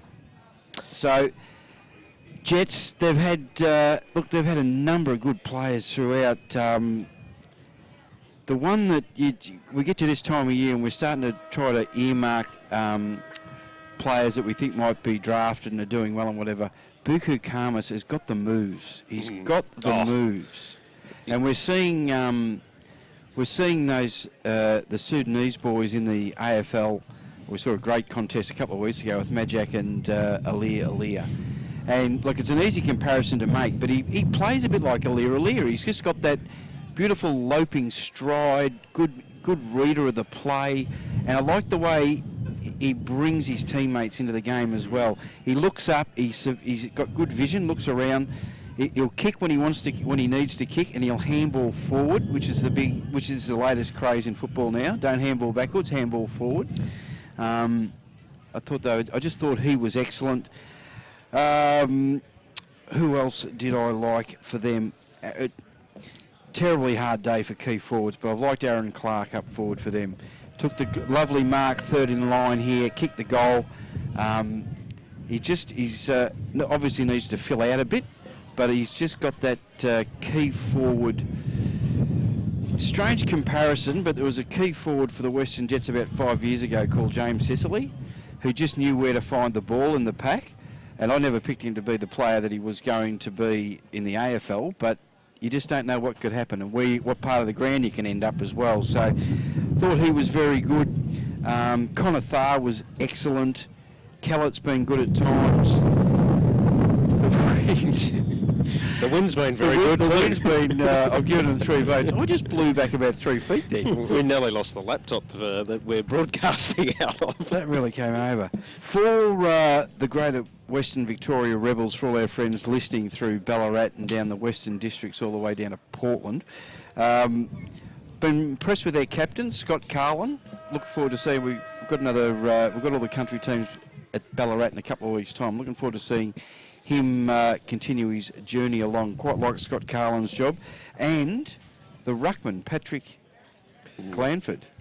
Yeah, and Crooksy, a bit close to home, this one. Yeah. I told you I hadn't been in contact for a long time, but I actually played footy with Patrick's father, Shane Glanford. So I saw that boy start moving, and I thought that's got to be a son of a gun. And had a good chat to Shane at half-time. Back in our Coburg YCW days. The competition's no longer around, the YCW footy competition. And yes, he was one tough hombre. Shorter ruckman, but a strong ruckman back in his day, Shane. He was a cracker. Not as tall as his son Patrick, but Patrick's showing how to do the job at the moment. And he'll line up against Walters. Walters with the palm down does it nicely to start the third quarter, and Connor Tharr gets it on the left down towards forward. Oh, spoil there by Chatfield. Cassar gets it and upended. Carlin gets tackled for North Ballarat, or the GW. Yes, you haven't got that right yet. By another 10 years I'll get used to that. They didn't really confuse me when they changed names, did they? Centre wing here, and the two big ruckmen to go at it again. Let's see, all good throwing that time. Glanford with the palm down. They get it out. Kick by Wilson, down towards half forward. They'll kick it long. Over the back, juggling mark, beautifully done there, and that was Harvey. Well, Hearn it was. Hearn inboard, goes to Rudig. Kicks it up and under, up towards Clark. Over the back it goes. There was a push out and a free kick to Clark. Ran under the ball, but did get the nudge. And Aaron Clark, the man we were talking about before, been probably the most focal forward. Focal point, yep. Knocked that up. And they knocked that up. Connor Tharr has his man, but will have a ball up. I don't know what happened there, but that seemed a simple shot from 40 metres out. It did. I took my eyes off the play then. Something you should never do. All three of us did, I think. Now they'll work it through. Glanford gets it out wide. Paddle along Cleaver. Again, they can't quite take clean possession here, the Rebels. Thump down, and we'll have a ball up. So from my angle here, the Rebels have got 25 minutes of very hard work. They have got to be able to keep the Jets virtually scoreless for the quarter, goalless for the quarter. Glanford doing well again, gets it out to Hill. They shark it forward. Hacking it forward's probably the way to go, and they do that well. There he goes again, Craig Peters, doing well for a bottom major. They work it to half forward. Again, no clean possession, and we'll have a ball up at centre wing. We might only be 2.5 minutes in, but the intensity from the Greater Western Victoria Rebels has certainly been a lot higher than it was in the first half. I agree. Ball back underway, Rebels are all wrapped up, and we'll get another stoppage, just attacking side of the broadcast wing for them. The umpire gets things underway very quickly. Jets able to get a clearing kick towards half forward. Good grab taken here by Pantelaresco at half forward. He sets sail. He sets sail. Pantelaresco gets his second. And the Western Jets move to 5-8-38. The Greater Western Victoria Rebels are 1-3-9 on the NG scoreboard. 3 minutes into the third term on the Technica time clock. It's not hard, Crooksy. You just put it out where it should go, and the wind will bring it back. He timed that beautifully, put enough weight on the boot, and that's how you do it. Difficult conditions, but you've got to allow for that. Yeah, no, he read the wind perfectly, and the ball's not going to go it's going to swing a fair way, but, you know, he just did it. He nailed it to perfection. Back in the middle, Glanford with the palm down, again to Hill. Gets it down, they'll work it clear now, they'll clear here the Jets, and they get it towards half forward. Leading in the race that time was Jecker. He picks it up, gets it wide, Pantellaresco in the pocket. Now, he would have to be Houdini to kick this. Have a look at those goalposts waving in the breeze. You don't see that too often. Might have been the same flex at the Adelaide Oval last night. It could Let's be. see what he can do with this kick. Pantellaresco will kick right on the boundary. And what's he going to do? He's kicked straight. Straight. Can you believe that? Through the middle. That's a beautiful goal. That's 2 rippers he's kicked in 2 minutes. That's his 3rd for the day, Daniel Pantellaresco. And they've put the foot on it, no doubt here, the Jets, 6-8-44 to the Rebels, 1-3-9. NG scoreboard, 4 minutes in, 3rd quarter action on the Technica time clock. Well, that's surely the goal of the day. Pretty close. I liked Hill's goal. Kicking from that side of the ground, the wind is going to be behind you. True. So the movement of the ball will be less. And that was like a laser beam. That was never going to miss. I'll tell you what, we've just given him a new nickname too, Houdini, down in the forward line for the Western Jets. Rebels, though, clear in this passage of play out of the middle. Chasing after it is Watkins for the Jets. Takes possession and then kicks it towards half forward. The umpire yelling touch, play on. And the ball is smacked over the boundary line and out of play over the head of Casa. It was Shannon doing the tapping duties for the Rebels to cause the boundary throw in at half forward on the outer side for the Western Jets. They're 6-8-44, leading the Rebels 1-3-9 on the NG scoreboard. Tell you what, this ruck contest has been very good today between Walters and Glanford. Done a majority of it today, and they've both had good passages of play as it's kicked inside, attacking 50 from Thar. And it dribbles over the boundary line and out of play in front of Clark. Just got it on the boot there. And they'll play on straight away through Cleavers, who kicks it, and it bounces out of bounds. So we'll have a throw in at half back for the Rebels, trying to work their way out of this. 44 plays 9, good margin here to the Jets, kicking with the wind. So Walters gets it down the front. Well done, Rusick, gets it to Thar, underground handball, almost to himself. Watkins let him through, but out of bounds eventually it goes, and we'll have a ball in. We're about 60 out from the Jets goal, underneath the grandstand. So 2 big fellas, Glanford in the front. Does well, palms it again. Oh, bursting out of there, kicking towards goal, and that's another great goal that time. Beautiful work by Radovanovic. Radovanovic. I think I put too many A's in there. Too many overs. Radovanovic. Beautifully done. Put the afterburners in and slammed through a goal. 7-8-50, plays 1-3-9. Jets in command. 7 minutes in, 3rd quarter action. The Jets really have looked good attacking from the bay side of the ground.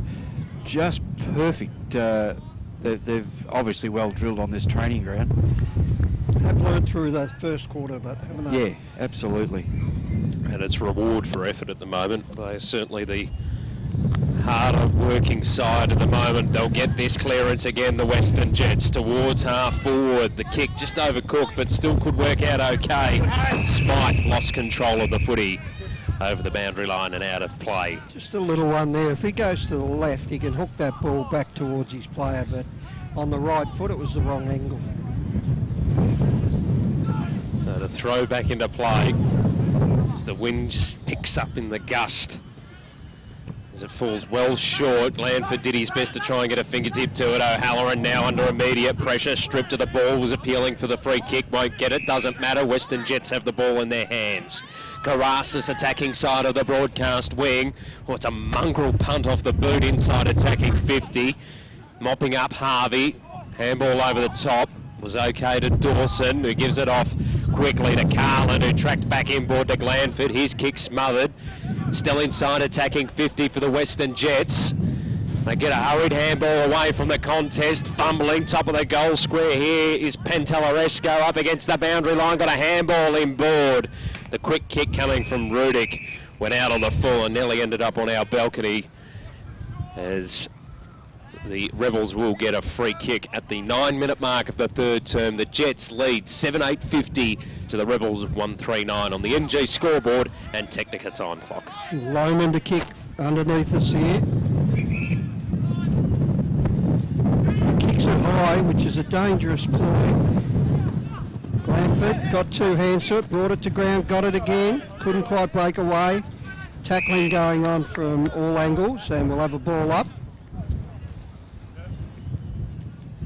He'll go again, this time against Walters.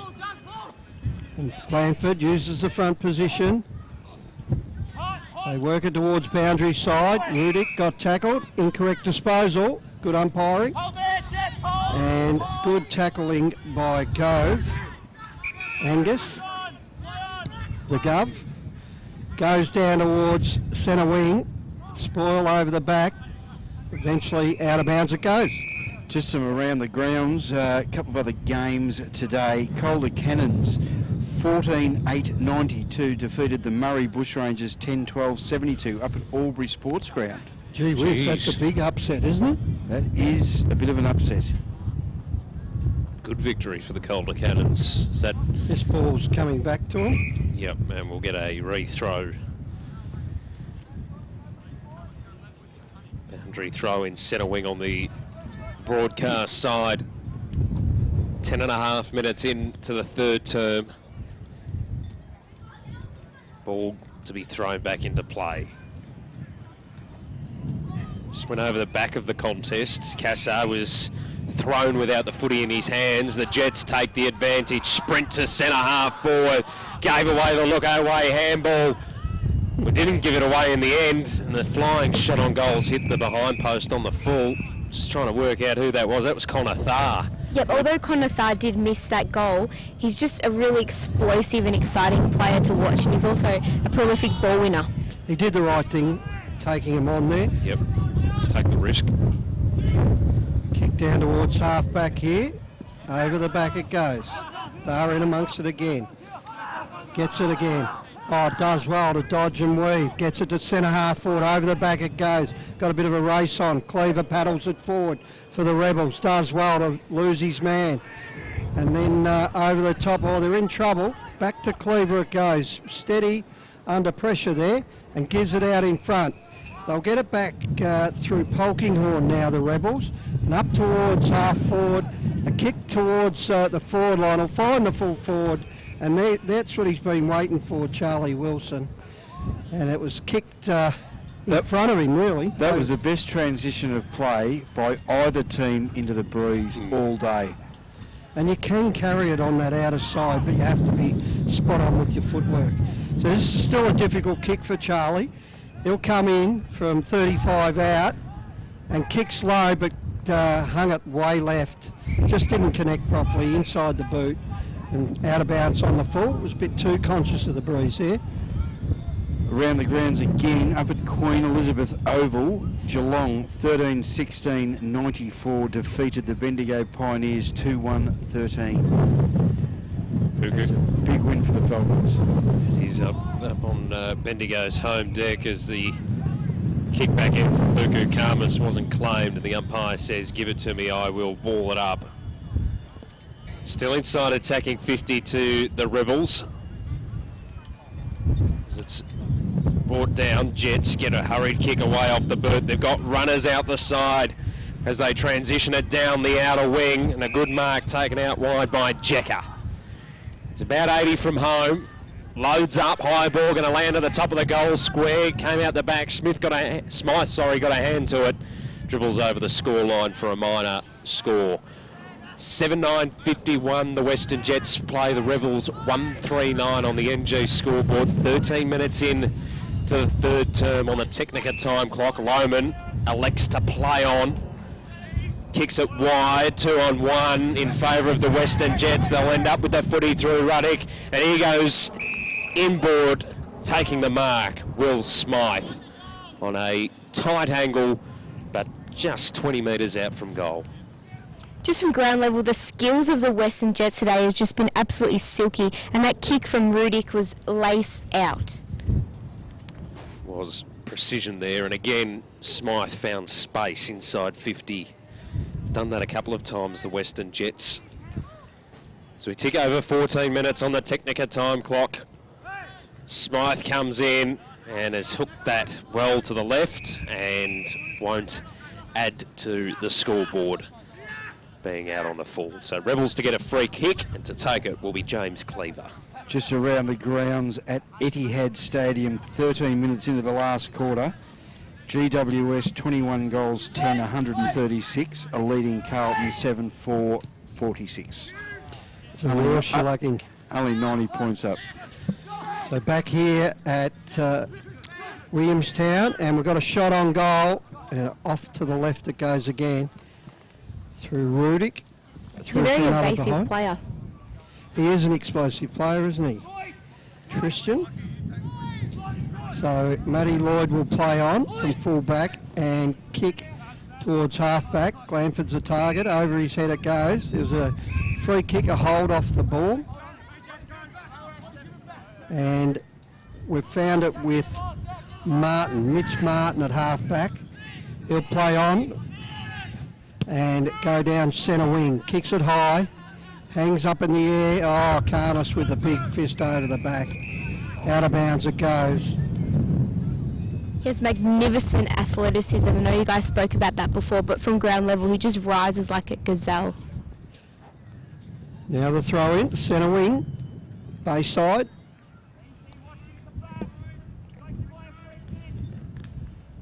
Glanford at the front, taps it to his rover, but they went without it. Down towards half forward. Oh, nice pick up there in one move. That was Jecker. Good tackling by the Rebels to hold up play there. We're inside the centre square. Jets on the move.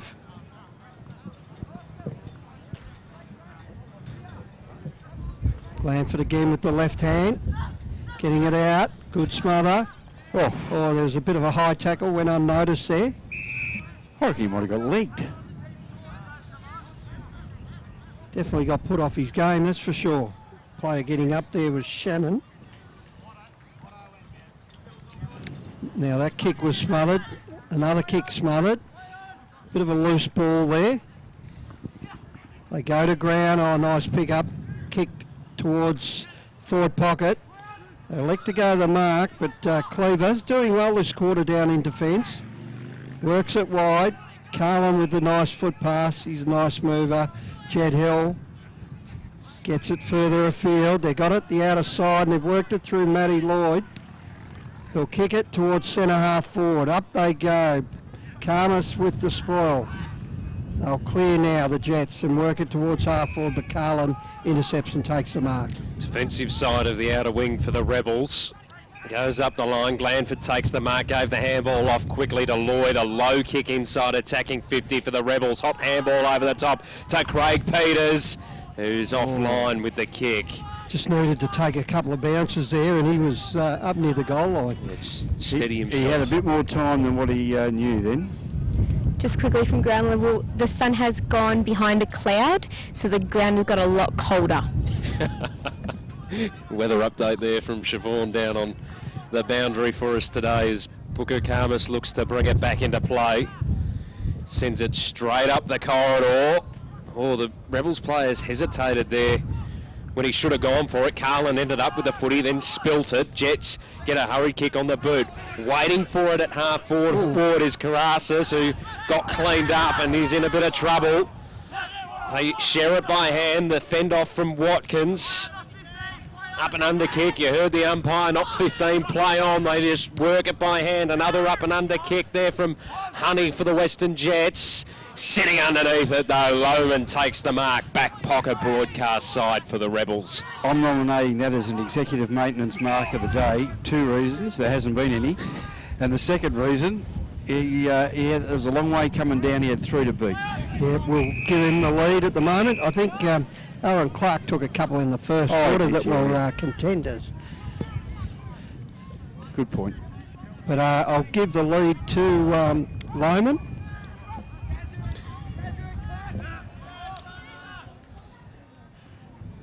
Ball thrown in. Oh, that went to no one. Play on there to Harvey, and he's kicked it out in the full. Justice. Yeah, well, look, I don't mind this, what they're doing. They're letting it go because we'll have ball in after ball in if they keep pulling them all up. So and lose play time. on. We don't have time on. I don't mind them letting it go a bit. It's an oval ball, Rick, isn't it? Yep. It's not predictable. Ship kick back into play. Hits up Thar. Defensive side of the broadcast wing. High kick. Oh, went for the fly there, Harvey. Infringing the contest. The free kick will go the way of Radanovic. Just attacking side of the broadcast wing. Wants to give the handball off. Oh, sold the candy beautifully there. High ball inside 50 and Karasis takes the mark. Good to see him back on his feet after being cleaned up in a previous passage of play. I love the attacking style of the Jets coming from the interchange area across this side of the ground. They really set it up into the hot spots directly in front of goal. So on a slide angle, we'll be kicking it from about 40 metres out here. Stephen Karasis comes in, kicks it in the end from about 47, and it just went to the right-hand side. So the Western Jets, now we've got a scoreboard discrepancy. Yeah, so we've got 53, but the NG scoreboard here at the ground reads 7-12-54 to the Rebels 1-4-10. We'll check that at 3/4 time. Oh, great intercept that time. Nice mark, Daly Andrews for the Jets. Put his body on the line there and took the great grab, and he'll kick it, and he spears a wobbler down towards the forward pocket. Probably better off to sit it towards the front of the goal square there. Tried to keep it low just to confuse the opposition. Ball to be thrown in underneath us here. Forward pocket. Jets attacking. That ball went backwards again, and he'll ask him to probably take a few steps in this time. Not sure why they're not doing it all day. Not too many throw-ins on the outer side today. No. Now, throws it in nicely, hangs in the breeze, but Glanford palmed it down, but Radanovic read it beautifully, gives it out to Thar, who snaps on goal. The wind will carry it, and it hits the post. It's been really busy in this third quarter, Connor Thar. Played a good game. Yeah, been one of the Western Jets' best, as Lohman looks to bring the ball back into play. 22 gone, third term on the Technica time clock. It's a 45-point lead according to the scoreboard. As that kick from Lohman hangs in the air once more, and Jets, they've got numbers again. Good cut-off, though, in the end from Jennings. Has been... Right. Good call. Free kick to go the way of Shannon inside defensive 50 for the Greater Western Victoria Rebels. Just assesses his options. In the end, that's another ordinary kick, as Rudick will send it back inside attacking 50 for the Western Jets. Ball off hands. Shannon tried to get it to Lloyd, was intercepted by Karasis coming through. Loops the handball over the top. Shannon under pressure, dropped the ball. Lohman coming through, tried to get the handball away. It's a hot footy at the moment. Inside attacking 50 for the Western Jets. And in the end, the umpire says, let me ball it up, as there's a bit of pushing and shoving. Not as much as what there was though at Preston last week in the final term. As it's quickly put back underway. Lohman's taken into the turf. The umpire says it was a pushing in the back motion, so the Rebels will get a free kick. They chip it short, was looking for Hill, but just went past him. Opportunity for Andrews at half forward, spins around, spots a target inside, attacking 50. Guess who? Conather takes the mark. 45-degree angle, about 40 metres out. He has, as Siobhan mentioned earlier, been busy. He's been busy all day, but he had an exceptional third quarter. He reminds me, Rick, the Jets have got a good history of having this size player, skillful, low to the ground. I'm thinking like Connor Menadue and Corey Ellis in their years. And this guy's not far behind. Been busy today, already has one goal on the board. Thar comes in and that one's just drifted to the left-hand side. Is that his second behind for the day? I think it is, yeah. So Now, Spencer Johnson hasn't come back at all, Siobhan? No, he's off the ground and I think he's still in the rooms.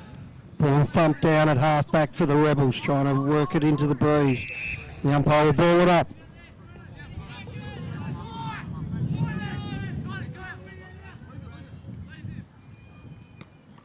Tap down to the front. A lot of players around it, trying to work it clear. Polkinghorn kicked it 1 metre then. Now we'll have a kick that time, and that cleared Ethan Harvey. Oh, good mark out in front that time by Wright.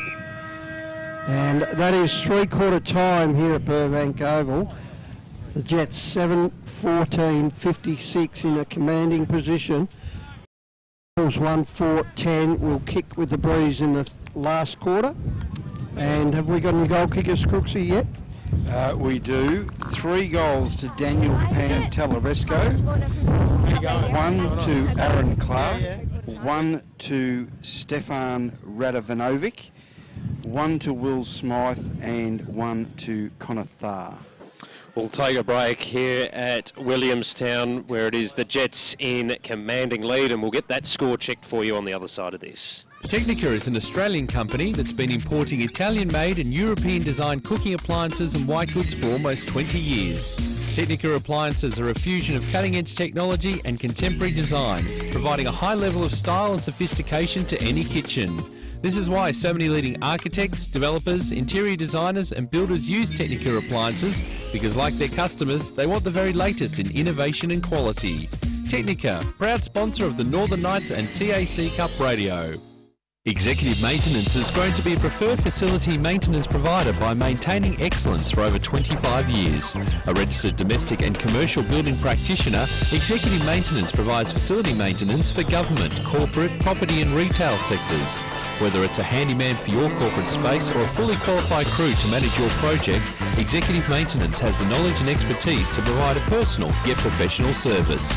If you need assistance with your building maintenance needs, email admin@executivemaintenance.com.au. Executive Maintenance, a proud sponsor of TAC Cup Radio. Cowboys Cash and Carry have the largest range of clothing bargains in the northern suburbs for the whole family. School wear and workwear has just arrived and is half the price you would expect to pay at major stores. A family-run business, Cowboys Cash and Carry has new stock daily and 15,000 square feet of bargains. Come and see what the northern suburbs are raving about. Mention this ad and get 10% off their already cheap prices.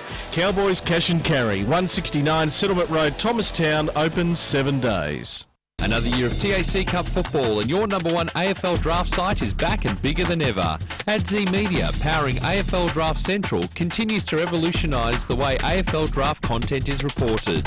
In 2018, the team has increased to more than 40 writers who will provide powerful and cutting-edge stories nationwide. With draft news, features and women's football coverage, AFL Draft Central is your one-stop shop for AFL draft content. Head to afldraftcentral.com.au or stay up to date with us on Instagram, Facebook and Twitter. Check out at AFL Draft Central. Essendon captain Heppel settles, and he's done it! He's slotted through the match-winning goal. Roughhead flies high across the pack and takes a classic mark. Pendlebury's leading from the front, clocking up the possessions today, and young gun pup Cal Porter is looking good in his debut match. Gippsland Power generates footy legends, and NG is the power behind Gippsland Power. NG Hazelwood are proud to be helping tomorrow's future stars as major sponsor of Gippsland Power. Gippsland Power, the backyard playground of tomorrow's future stars. Go Power! Nixon Finance has been running in the Plenty Valley area of Greensborough for over 20 years. As your financial consultants and brokers, they specialise in all your equipment and vehicle finance needs. Home loans, business loans, commercial property loans. They deal with all the banks and get the right loan that suits your needs. Call Phil Smith during business hours on 9435 2600 or email nixonfinance@bigpond.com. On taccup.com.au, this is TAC Cup Radio.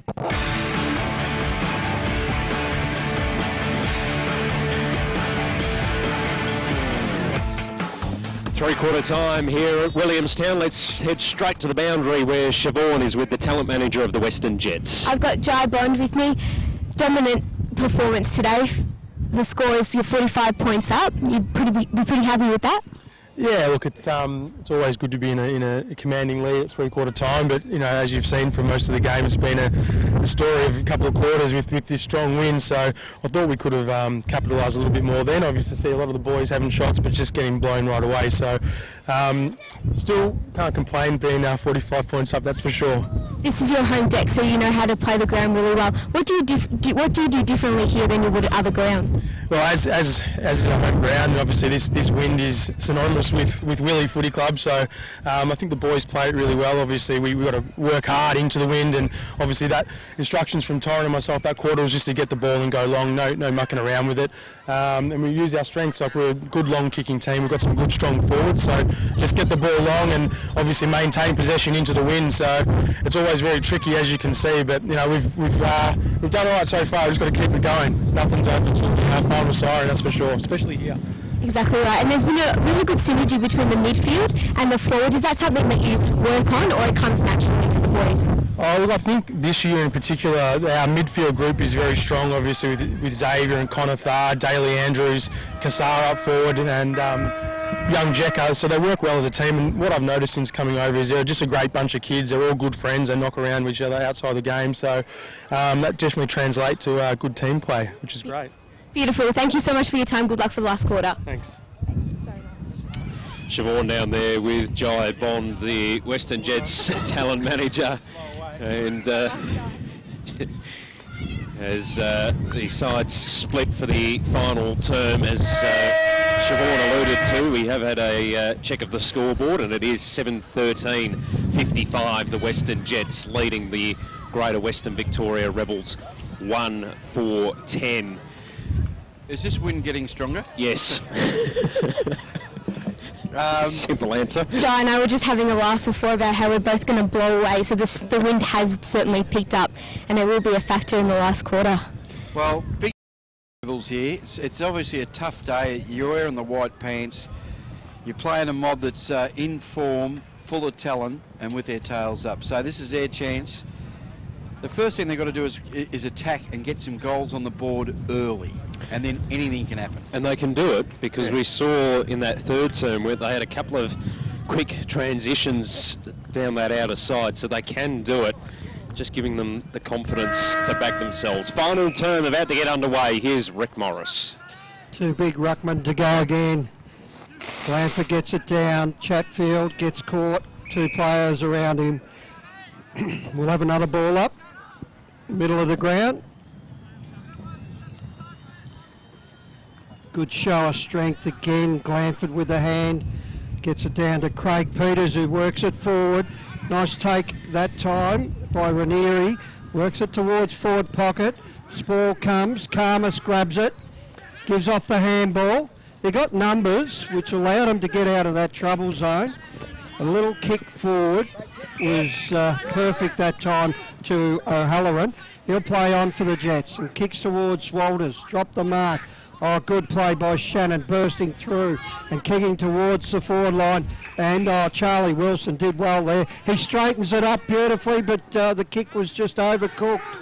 And now Andrews will work it forward towards Wilson. Well, that time over the line it went, and that was Lohman. Half forward here. He's come a fair way up the ground considering he's been on the last line of defence all day, Lohman. Been a bit of everywhere at the moment. Ball tapped down. Sharked away nicely by Honey.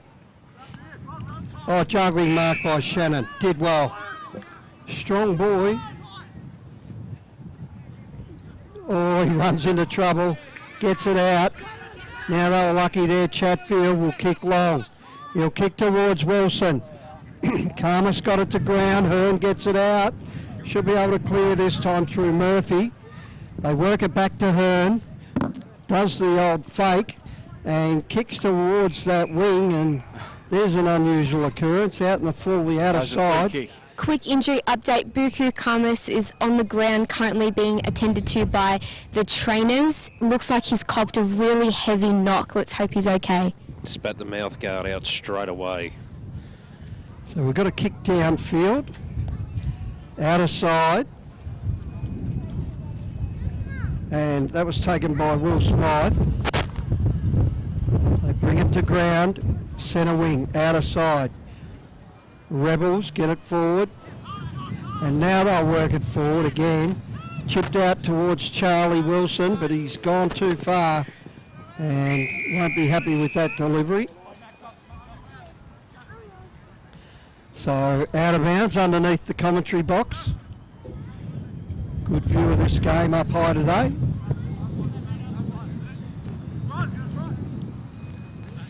Underneath it, Glanford palms to the front, intercepted by Rochi. Oh, he gets slammed into the turf, and he'll get the free kick right on the defensive 50. Almost might have landed on the ball there, Bob. Yeah. Rochi is not in a good way. He's been heavily hit, and certainly it was in the back, but he doesn't look to be very well. Not sure he didn't land on the ball there. It was pretty close to his area. Hit the turf with a bang. Definitely. Pretty hard tackle by Wilson. Might have winded himself. Oh, most likely. Very sickly feeling that. Oh, it's terrible. Winding. I don't think that air's ever going to get back in your lungs. So he's going to come straight from the ground in the hands of the trainers. So the free kick to the Jets in the hands of Papachakis. He goes. Don't think I got that right once today. And he didn't get that kick right either as Glanford takes the mark for the Rebels. A long ball inside 50, almost worked out the back to Wilson. Hill comes in over the top to apply the tackle and will get a ball up. Rochi has come from the ground in the hands of the trainers. I think it might have been a really heavy hit into his back, and it might have impacted, or he might be winded, or he doesn't look very well at the moment. As a quick kick from Walters goes straight out on the full, and it looks like Buku Karmas is back on his feet on the bench too, so that's positive signs for the Western Jets. Full time at Etihad, the Giants 1-5-1 defeated Carlton 46, 105-point winners. Just a percentage booster. It's not good for us, is it, Crooksy? As the Rebels come back into play. Long kick inside 50. They flew from a couple deep. The Jets, though, ended up with the footy. Andrews got it hurriedly on his boot. Bouncing ball taken by Radanovic. Got a handball across. Up and under kick there from Papachitsakis. Bouncing ball. Chasing after it is Thar, keeps the ball in play, searches for options and then just walks it across the boundary line, not under a great deal of pressure. Good call, Matthew. Given the benefit of the doubt, and he walks straight onto the pine. Ball to be thrown in, 5 minutes into the final term on the Technica time clock. Walters won the tap down for the Western Jets. Just try and work it by hand, and now they've dropped the pill. Radanovic there gives the Rebels an opportunity to come back inside, attacking 50. A wide ball, not a great one. Yes, it was. Ranieri takes the mark for the Greater Western Victoria Rebels. Thought he was in a bit of trouble there, but he managed to swallow that one in. That's not leading, but that was a definite contender for the executive maintenance mark of the day. Yeah, it was a good effort. 2 bites of the cherry. he made a good leap at it as well. So Ranieri, Riley Ranieri comes in, kicks it from the 50-metre arc. Good looking kick for their second goal of the day. Riley Ranieri, and the Rebels moved to 2-4-16. The Western Jets still leading convincingly, 7-13-55 on the NG scoreboard. 6.5 minutes in to the final term on the Technica time clock. Well, that's the Rebels first in the last quarter there, 6.5 minutes in. They're attacking hard, but they need to get 2 in a row. Ball in the middle again. Watkins gets it out, but good tackling by the Rebels, holding it in. Centre square we are. 55 plays 16, 7 minutes into the final quarter. Jets with a commanding lead, 39 points up. Glanford palms it down, got it out the back door. Matty Lloyd after it. Jets leading the race. Oh, good work over the back. Lohman. Lloyd gives it across to Harvey. Oh, his kick was smothered beautifully by Karmas. He'll do the fake handball over the back, and they'll move it through Andrews. Did well there. Connor Farr everywhere at the moment. Gives it to O'Halloran. O'Halloran, oh, he lost it. He took off and went with it, had space and lost it, and they might ping him. No, ball up. That was just extraordinary from Buku. Karmas had no regard for his own safety, just threw himself at that ball, and it's led to his team to go inside 50. That was magnificent. Good passage of play from the Western Jets as Thar, roving the contest, goes in just towards the top of the 50-metre arc, and Callett takes the mark at half forward. In good news, Rochi is back to his feet, walking across the boundary line. That's positive for the Western Jets, who had the ball momentarily inside 50. Rebels with a lot of numbers around the footy, and they just kick it to vacant space on the broadcast side. Hill running out to Meter, went past him, got an awkward bounce, fumbled and ran into the signage on the fence. We'll throw it in half forward flank on the broadcast side for the Rebels. 2-4-16 trailing the Jets, 7-13-55 on the NG scoreboard. 8.5 minutes in to the final term on the Technica time clock. Ball to be thrown in on the arc. Glanford palming it down again. He's won a lot of knockouts down towards Dawson, who works it down to full forward. Intercept coming up, and a good mark on the ground that time. That was taken by Papachatsakis. He'll play on and kick outside of the dangerous area, but a good intercept there by Matty Lloyd. Runs inside 50, boots it long, just to the left. Good passage of play. He's having a good last quarter, Lloyd. He's been one of the best performers for the Rebels today. Yeah, they've had a few good players, or you know, even though the scoreboard hasn't shown that. They've had quite a few good contributors. And there's one. Carlin takes the mark. Classy mover, goes inboard, and perfect placement to Matty Lloyd. He's 55 out. If he boots it long, he's half a chance. But he goes around, plays on, and gets the kick smothered. Would have been better off just booting it long. But eventually, here comes Casa. He runs, kicks inside 50. It's a race on. There's a few players going for this. Polkinghorn's first to it. Feeds it out the back. Craig Peters goes into support, but eventually it comes back, and they'll have a shot on or towards the full forward area, and we've got a mark. And could we be seeing the first goal of the day at that end? We haven't kicked any up here, have we, Matty? I think they've had one. Might have got one. But certainly not too many scoring opportunities up that end of the ground this is, today. Razanovsky. He's going to kick from 20 metres out directly in front. Comes in, city skyline at the back, and straight through the middle.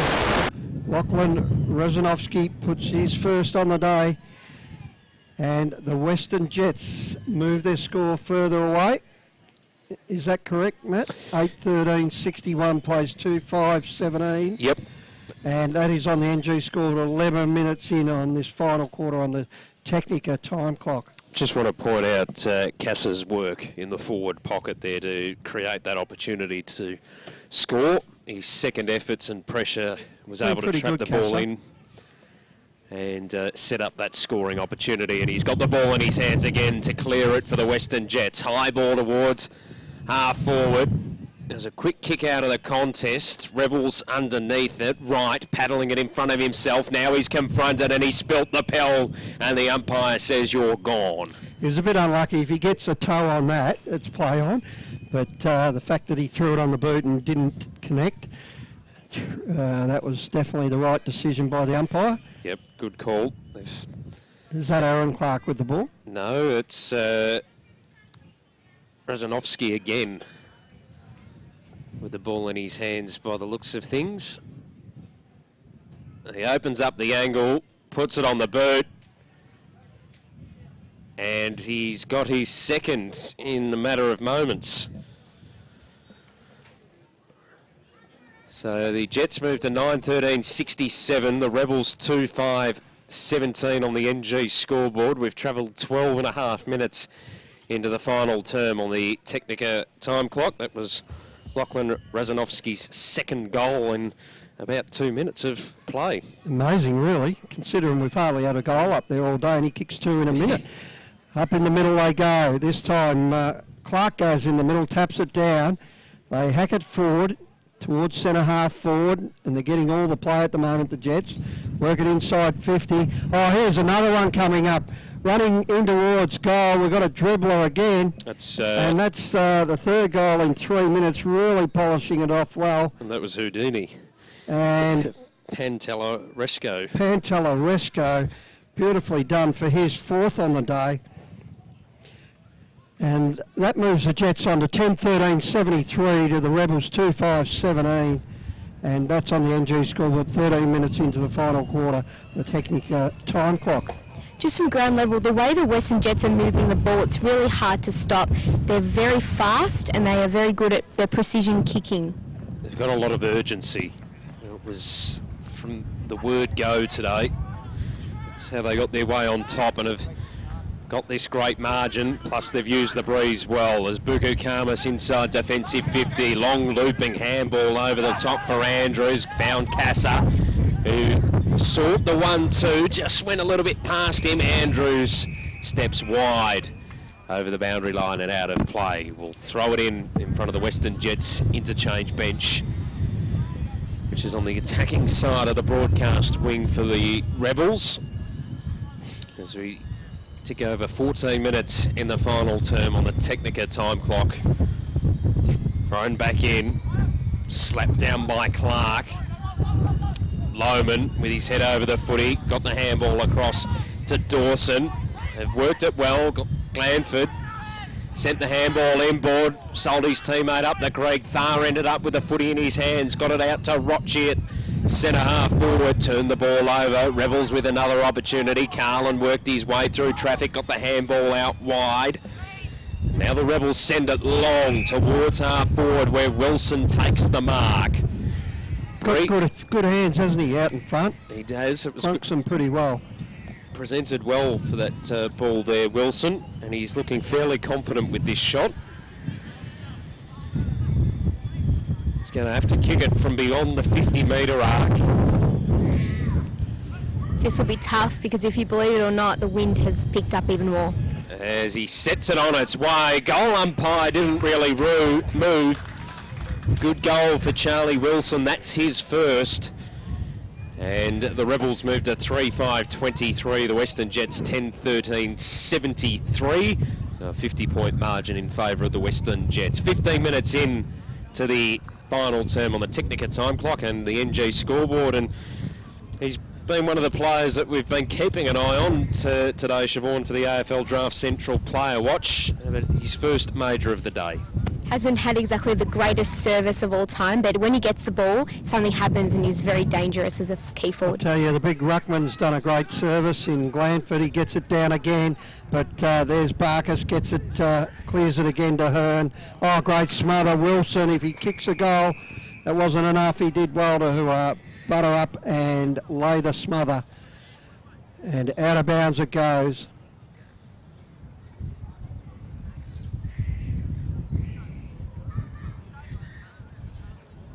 So we were in the forward pocket, GWV attacking. Glanford over the back again. Getting it out, reading it well there, Andrews. Casa, getting it towards the middle of the ground. What will happen here? They get numbers back here, the Rebels, and this time they can raffle it, give it out wide, and out in front. Nice take or juggle, but Martin took it. He's a fair way out. He's about 55 out. Is he going to try and do the same thing Wilson just did? Similar angle, probably a bit more acute. Throws the grass up in the air. Not sure that's ever worked. Oh, worked for Matty Lloyd 960. He did it at Etihad Stadium. So we'll go long this time. 50 out. Kicks a bit too far right. And out in the full it goes. Had plenty on it. The kick. Yeah, just got to kick fairly straight from that angle, as you suggested earlier, Crooksy. And in the back pocket, Western Jets will clear, but we've got an intercept that time through player there in Harris Jennings. So Jennings puts the ball towards the top of the goal square. Jets front spot, can't bring the mark in. The handball fed out of the contest. Running into a bit of trouble was Martin. And the hurried kick on the boot there came from Carlin, goes through for another minor score.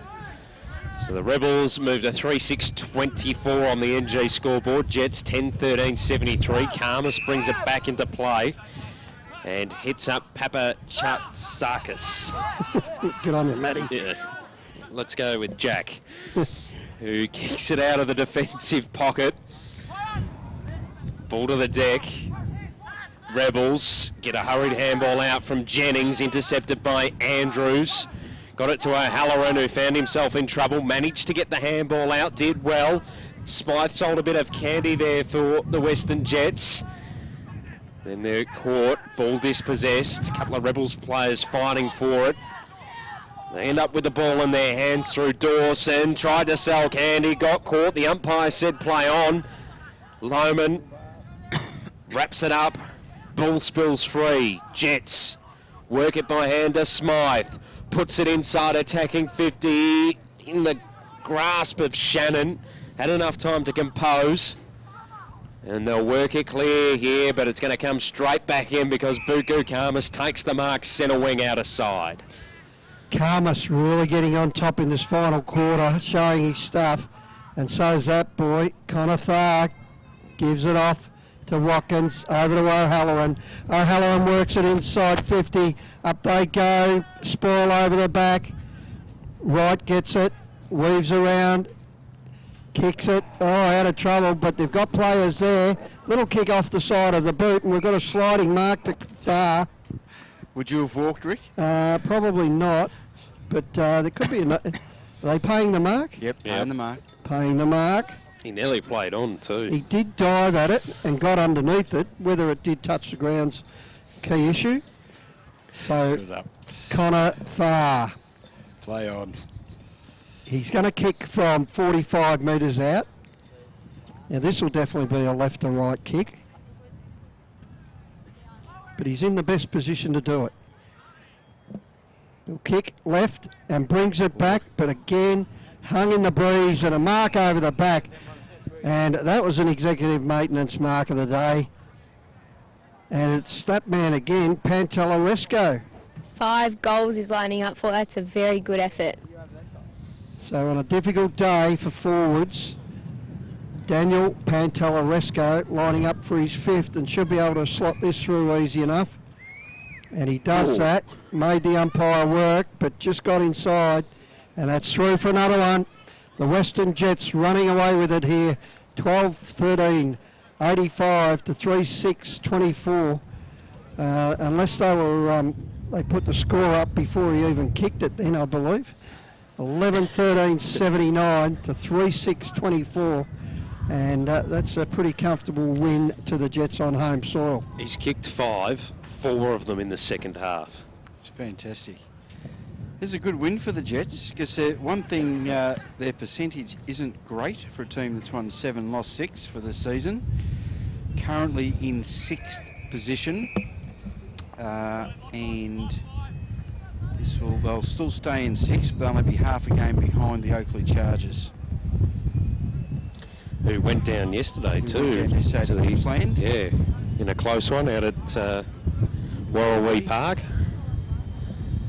There's Glanford, one that tapped down from the boundary throw in, and it's all wrapped up, and the umpire says, "Give it to me, I'll ball it up."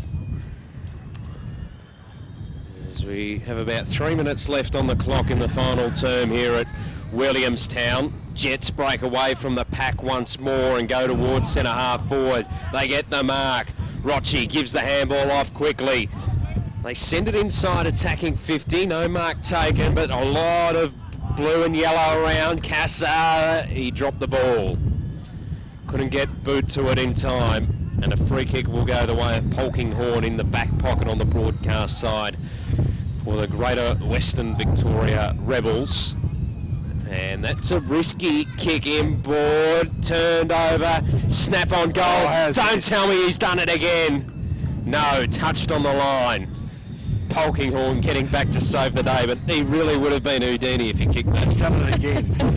I asked you not to tell me that, Max. Anyway, we're back in the middle. Juggling attempt that time by Harvey. Crooksy reminiscing the old comedies. Over the back it goes. Good handoff by Martin. They'll work it down towards full forward. Wilson works his man under it. Chases hard to the boundary, but out of bounds it goes. It's another history lesson, is it? I'm living in the 60s and 70s. We live in the 60s sitcom comedies. They're yet to make anything funnier than Get Smart. I think Seinfeld's up there. Seinfeld's in the same. It'll take you to 5 sets, but I don't think there's too much funnier than Get Smart. We're in the forward pocket here. Glanford up against Walters. And over the back it goes. They'll work it clear again. Oh, no, great tackle, Wilson. Putting the pressure on in the last minutes. And tapped inside. Out of bounds it goes.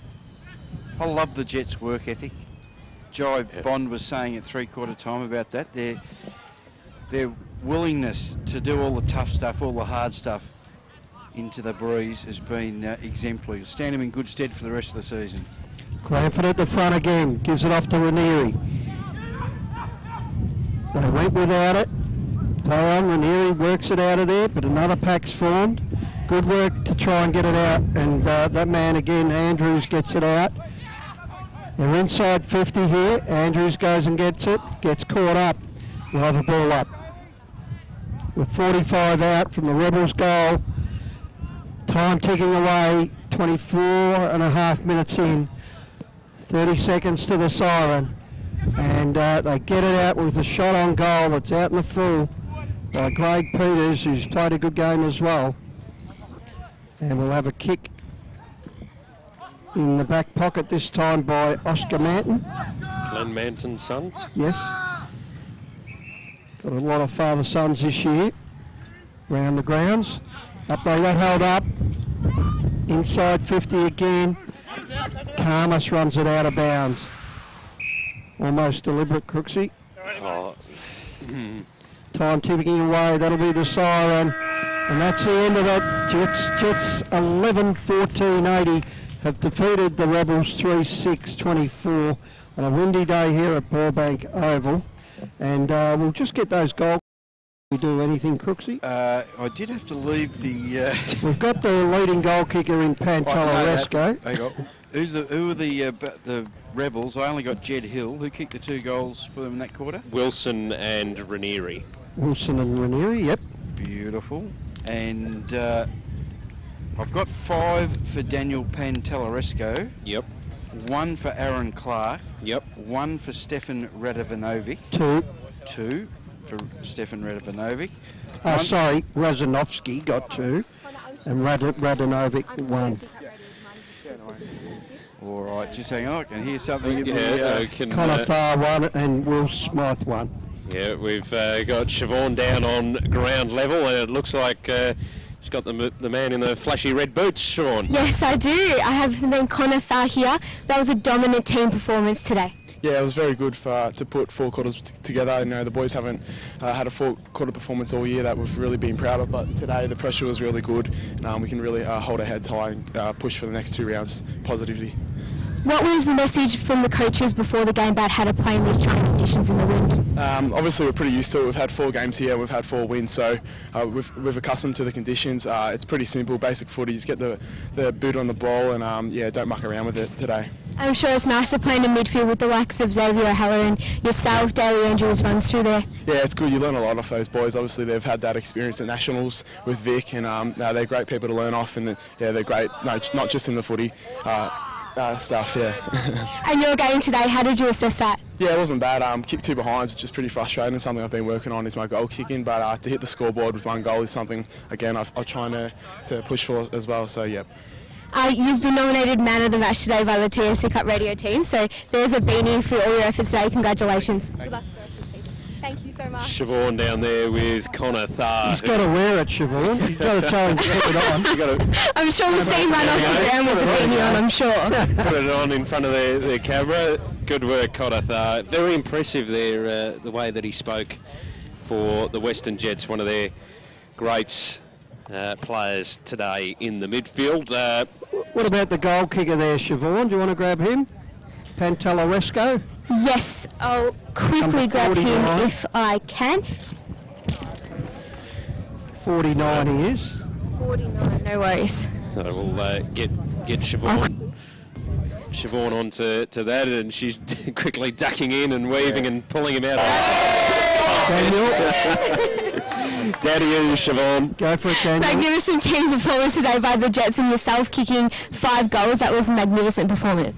Yeah, it was a good day for the boys. Haven't lost a game here yet, so good, gone good. And your set shot goal kicking routine is really impressive. Do you work on that quite a lot at training? Last week my set shots were pretty bad, so my focus this week was set shots. So practiced with the forward coach to get it right, and paid off today. All right, well done. Congratulations. Thank you. Daniel Pantelleresco there, or as he is known by the TAC Cup radio crew, Houdini. That was a great goal. Now those goal kickers, let's just tidy that up. So I've got 5 for Houdini Pantelleresco. Yep. 2 to Stefan Radanovic, did you say? No, it was Lachlan Razanovsky kicked 2 in 2 minutes. What number is he? 41. Oh, 41, okay. No, I was away at that point in the game. Sorry about that, everyone. So 2 to him, then 1 to Radanovic, 1 to Smythe, and 1 to Connor Farr. I think that comes to 11.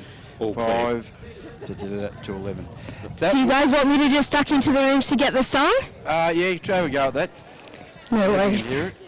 Trying to think what the Jets song is. Not too See sure. the Jets fly up. See the cannons fly up.